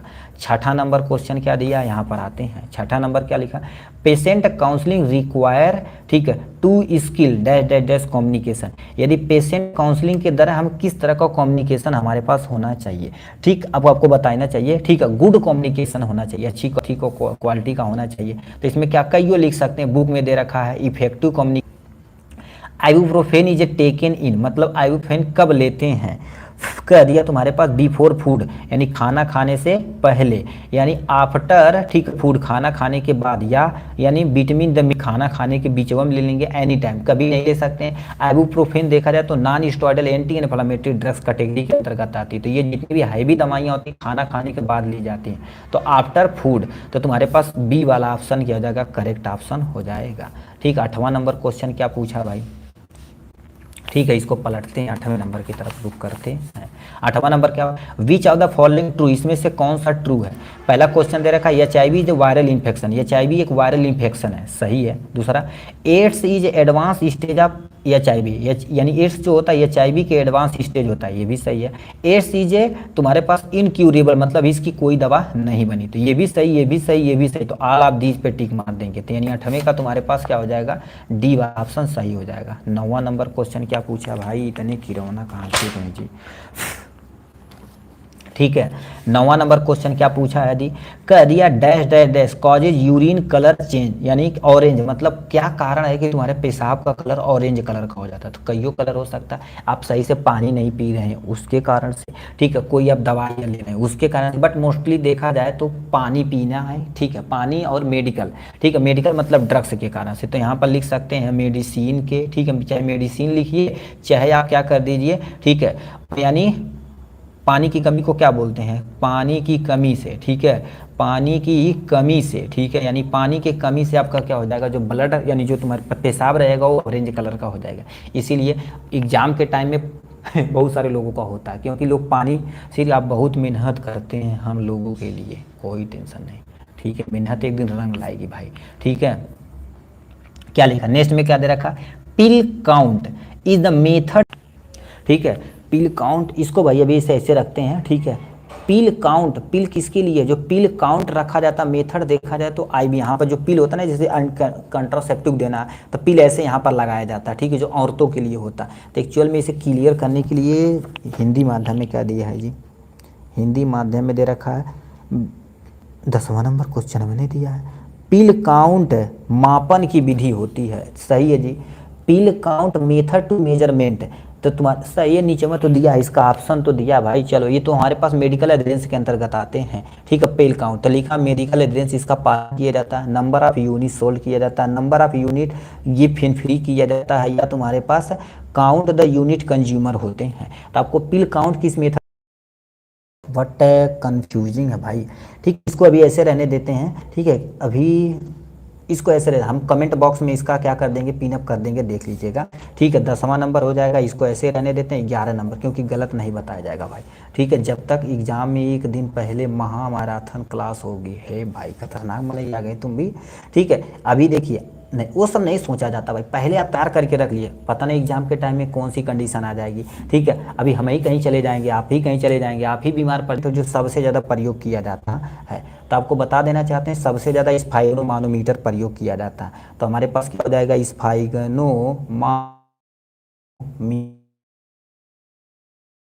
नंबर क्वेश्चन क्या दिया है जी, इस पे आते हैं, क्या दे रखा 12, मेजर इंसेसिव टेक्निक होती है, ठीक है, इंसेसिव, ये नॉन इंसेसिव टेक्निक होती है, जो BMI होती है नॉन इंसेसिव टेक्निक होती है। तो इंसेसिव के अंतर्गत नहीं आता, इनवेसिव के अंतर्गत नहीं, तो नॉन इनवेसिव के अंतर्गत आता है, तो ये फॉल्स हो जाएगा, ठीक। तो ये तुम्हारे पास क्या हो जाएगा, फॉल्स हो जाएगा। 13 नंबर क्वेश्चन क्या दिया भैया, 13 नंबर का क्वेश्चन पूछा, व्हाट इज द टू, यानी टू टाइप ऑफ कफ, कफ देखा जाए तो 2 तरह के होते हैं, ठीक है, ये कफ 2 तरह के होते हैं। एक तुम्हारे पास देखा जाए तो तुम्हारे पास प्रोडक्टिविटी होती हैं, प्रोडक्टिव होते हैं, और एक तुम्हारे पास क्या होते हैं, नॉन प्रोडक्टिव होते हैं, ठीक है। ये बैक्टीरियल वगैरह के कारण से होता है, ये नॉन होता है, डस्ट वगैरह के कारण से होता है। 14 नंबर क्या दिया हुआ है, ठीक है, 14 number full name of OTC, यानी जिसे हम क्या बोलते हैं, ओवर द, ठीक है, ओवर द काउंटर, ठीक है, ये दवा जो सबसे ज़्यादा प्रयोग की जाती है। 15 नंबर क्वेश्चन में क्या पूछा हुआ है, 15 नंबर पे आते हैं। 15 नंबर क्या पूछा है, in finance what business own, ठीक है, इज कॉल्ड एज, मतलब क्या कर देते हैं, जो फाइनेंस में अपना खुद का बिजनेस क्या होता है उसको असेस्ट बोला जाता है, क्या बोलते हैं, असेस्ट बोला जाता है। 16 नंबर क्वेश्चन क्या पूछ ले बहू, 16 नंबर क्या question, which of the following should be patient counselling area, patient counselling area क्या हो सकती है, पिक फ्लो मीटर होना चाहिए, ठीक है। पिक फ्लो मीटर होना चाहिए, ये होना ही होना चाहिए, ठीक है। और तुम्हारे पास वेटिंग स्केल होना चाहिए, क्योंकि वेट तो करेंगे स्पाइग्नोमीटर से उसका, ठीक है। ब्लर दिख रहा है, अब तो नहीं दिख रहा होगा भाई, ठीक है। स्पाइग्नोमीटर ये भी चाहिए, ये भी चाहिए, ये भी चाहिए, किसके, पेशेंट काउंसलिंग एरिया में ये सब चीज़ें होनी चाहिए। तो ऑल ऑफ दीज पे मार देंगे, ठीक। तो तुम्हारे पास क्या हो जाएंगे, ऑल ऑफ एबव हो जाएगा, ठीक है। ऑल ऑफ एबव मतलब डी वाला ऑप्शन करेक्ट हो जाएगा। 17 नंबर क्वेश्चन क्या पूछा है जी, ठीक है। 17 नंबर क्या पूछा है, prescription is needed for the dispensing narcotic drugs. अब देखिए नारकोटिक ड्रग्स के लिए प्रिस्क्रिप्शन चाहिए ही चाहिए, डॉक्टर के खिलाफ प्रिस्क्रिप्शन चाहिए। तो इस पर क्या हो जाएगा, ट्रू, यानी फीफो का आपके सामने फुल नेम क्या दिया, तो यानी फीफो मतलब क्या होता है, फर्स्ट इन, और तुम्हारे पास क्या हो जाता है, फर्स्ट आउट हो जाएगा, ठीक है। ये तुम्हारे पास हो जाएगा, मतलब जो दवा पहले आती है उसे पहले आपको बेचना है। जैसे दुनिया में जो पहली बार आया ज़िंदगी पे वो तो पहले मरेगा, ठीक है। यहाँ 19 नंबर क्या दिया है, कैश बुक की परिभाषा आपको लिखना है। कैश बुक उसे कहते हैं जो आप डेली यूज में करते हैं, ठीक है, और फाइनेंस को मेंटेन करने के लिए किया जाता है। तो इसका डिफिनेशन हम लिख के अभी दे देंगे। 20 नंबर क्वेश्चन क्या पूछा, which of the following should be the sign cash memo, ठीक है। जो तुम्हारे पास कैश मोमो होता है, मोमो नहीं कैश मेमो बोलते हैं, कैश मेमो पे किसकी साइन होती है, ओनर की साइन होती है, या तुम्हारे पास रजिस्टर्ड फार्मासिस्ट की होती है, या तुम्हारे पास एनी पीपुल ऑफ फार्मेसी, जो भी कहता है वो भी नहीं कर सकता। लिखा एनी वन ऑफ दी, मतलब रजिस्टर्ड फार्मासिस्ट करेंगे तो वही तो ओनर है वगैरह, ठीक। तो रजिस्टर्ड फार्मासिस्ट, तो बी वाला ऑप्शन क्या हो जाएगा, करेक्ट हो जाएगा। तो इस तरह से देखा जाए टोटल हमने पूरी तरह से कवर कर लिया है। और दोबारा बता देते हैं, यदि अब कोई डाउट हो तो आप पूछ सकते हैं फ्री ऑफ कॉस्ट, ठीक है, एकदम मज़े तरीके से, ठीक है। तो इस तरह से देखा जाए तो हमने A to Z यानी कॉमेडी फार्मेसी एंड मैनेजमेंट का A to Z सब कुछ अच्छे तरीके से हमने आपको प्रोवाइड करा दिया है, ठीक। अब आपको टाइम मिलता है 1-2 मिनट, आप कोई भी डाउट हो तो आप पूछ सकते हैं हमसे। डाउट आप कमेंट बॉक्स में लिखेंगे तो आपको पूछ दिया जाएगा। चलिए, आप कोई डाउट हो तो बोलिए, ठीक, बोल सकते हैं भाई, ठीक है। आपका काम है बहुत पूछना। कोई यदि डाउट हो कि किस सब्जेक्ट का क्या PDF वगैरह कैसे चाहिए, कि किस तरह से तैयारी करें, क्या चीज़, सब कुछ आपको बताया जाएगा। क्या लिखें, first in first out, FIFO का फुल नेम होता भाई, ठीक है, इसको याद रखना। 2-4 ऐसे फुल नेम है तो उसको याद रखना। सर नंबर, सर जी कोई नहीं, नो सर कोई नहीं। अरे कोई डाउट हो तो कोई भी पूछ सकता बंदा, ठीक है। नोट कैसे मिलेगा, बहुत सारे लोगों का कमेंट में था, ठीक है। कमेंट अभी देख लेते हैं एक बार स्टार्टिंग से, ठीक है, यानी शुरू से, ठीक है। ये तो गुड मॉर्निंग वगैरह है, इंग्लिश में बता दीजिए, ऑलरेडी इंग्लिश में, ठीक है, बता दिया गया है, ठीक है। इसका सुबह इंग्लिश ही लेक्चर आएगा। क्या होगा सर, कब स्टार्ट होगी, क्लासेस हो चुकी थी, आवाज़ वगैरह नहीं, ठीक है। हमें फर्स्ट ईयर का केमिस्ट्री चाहिए, सेकेंड ईयर का क्लास चल रहा भाई। सर क्लास में दोबारा ज़रूर देखना, सर मैं क्लास दोबारा ज़रूर देखेंगे, ठीक है। क्लास हाँ यूट्यूब पे रहता है तो चाहे जब आप देख सकते हैं, ठीक है। हो सके तो आप डाउनलोड कर लीजिए, डाउनलोड करके ऐड फ्री हो जाएगा, ठीक है, मतलब उस पर एडिंग वडिंग नहीं आएगी, चाहे जब आप बैठ के देख सकते हैं, ठीक। अब आपको नोट चाहिए, टाइम नहीं है तो लिखेंगे कैसे, देखिए आपको नोट चाहिए, ठीक है। आप नोट चाहिए तो इसी के डिस्क्रिप्शन में नंबर दिया गया है, ठीक है। कुछ ELS बता दीजिए, क्या होगा, मतलब ESA बताइए, ताकि जिससे पेपर में इस बार, ठीक है। आप उसकी करना चाहिए, अभी पेपर सोल्यूशन चल रहा है, चले नहीं दीजिए, ठीक है। 5-10 दिन बचेगा ना, आपको सुपर 25 क्वेश्चन एनालिसिस करके बनाया जाएगा, उससे बाहर कुछ है नहीं करेगा, ठीक। तो चलिए आज के लिए बस इतना ही, फिर मिलेंगे नेक्स्ट वीडियो में नेक्स्ट टॉपिक के साथ। आज के लिए बस इतना ही। और कोई डाउट है बोलो भाई, ठीक है, डाउट हो तो बोलिए सन से, ठीक है। टाइमिंग एग्जैक्ट 10 हो गया, ठीक है, 10 बज गया, ठीक है। कोई भी डाउट हो तो आप पूछ सकते हैं हमसे फ्री ऑफ कॉस्ट ब्रदर, ठीक है।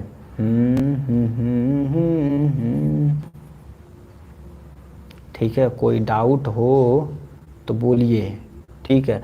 सर सुपर 25 कहाँ मिलेगा, सुपर 25 नहीं, सुपर 20 सुपर 25 क्वेश्चन बताया जाएगा।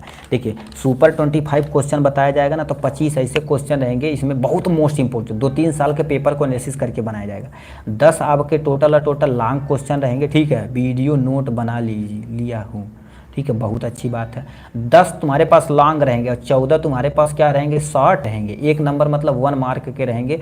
इसमें MCQ, fill in the blanks, definition, सब फुल नेम वगैरह हो सकता है। तो इसको सुपर 25 क्वेश्चन बोला जाता है। इसमें 10 होते हैं, 14 होते हैं, हम केवल इसको एक में कंसीडर करते हैं। सर नोट कहाँ से मिलेगा, इसी के डिस्क्रिप्शन में नंबर दिया जाएगा, ठीक है, आप ले सकते हैं, ठीक है। और कोई doubt, super 25 question paper solution 25 question ही हो गया। चिंता ना करिए कि सर बहुत लेट हो रहा है, धीरे धीरे पढ़िए बट कॉन्सेप्ट क्लियर करके पढ़िए, ठीक है। दोबारा आप पूछ रहे हैं कहाँ मिलेगा, आप तो बता तो दिए, डिस्क्रिप्शन में नंबर है, हमारा व्हाट्सअप नंबर है, उससे आप कांटेक्ट करेंगे किसी भी टाइम हम आपको दे दिया जाएगा, ठीक। उसकी कुछ धनराशि आपको देनी पड़ेगी, ठीक है। चलिए आप सारा डाउट क्लियर हो गया है, ठीक। यदि क्लास अच्छा लगा होगा तो उस प्यारा प्यारा सा कमेंट बॉक्स में अपना राय जरूर बताइएगा, यदि कोई त्रुटियां होंगी तो उसको भी आप बताइएगा, ठीक। तो चलिए आज के लिए बस इतना ही, फिर मिलेंगे नेक्स्ट वीडियो में नेक्स्ट टॉपिक के साथ। तब तक के लिए bye bye and take care.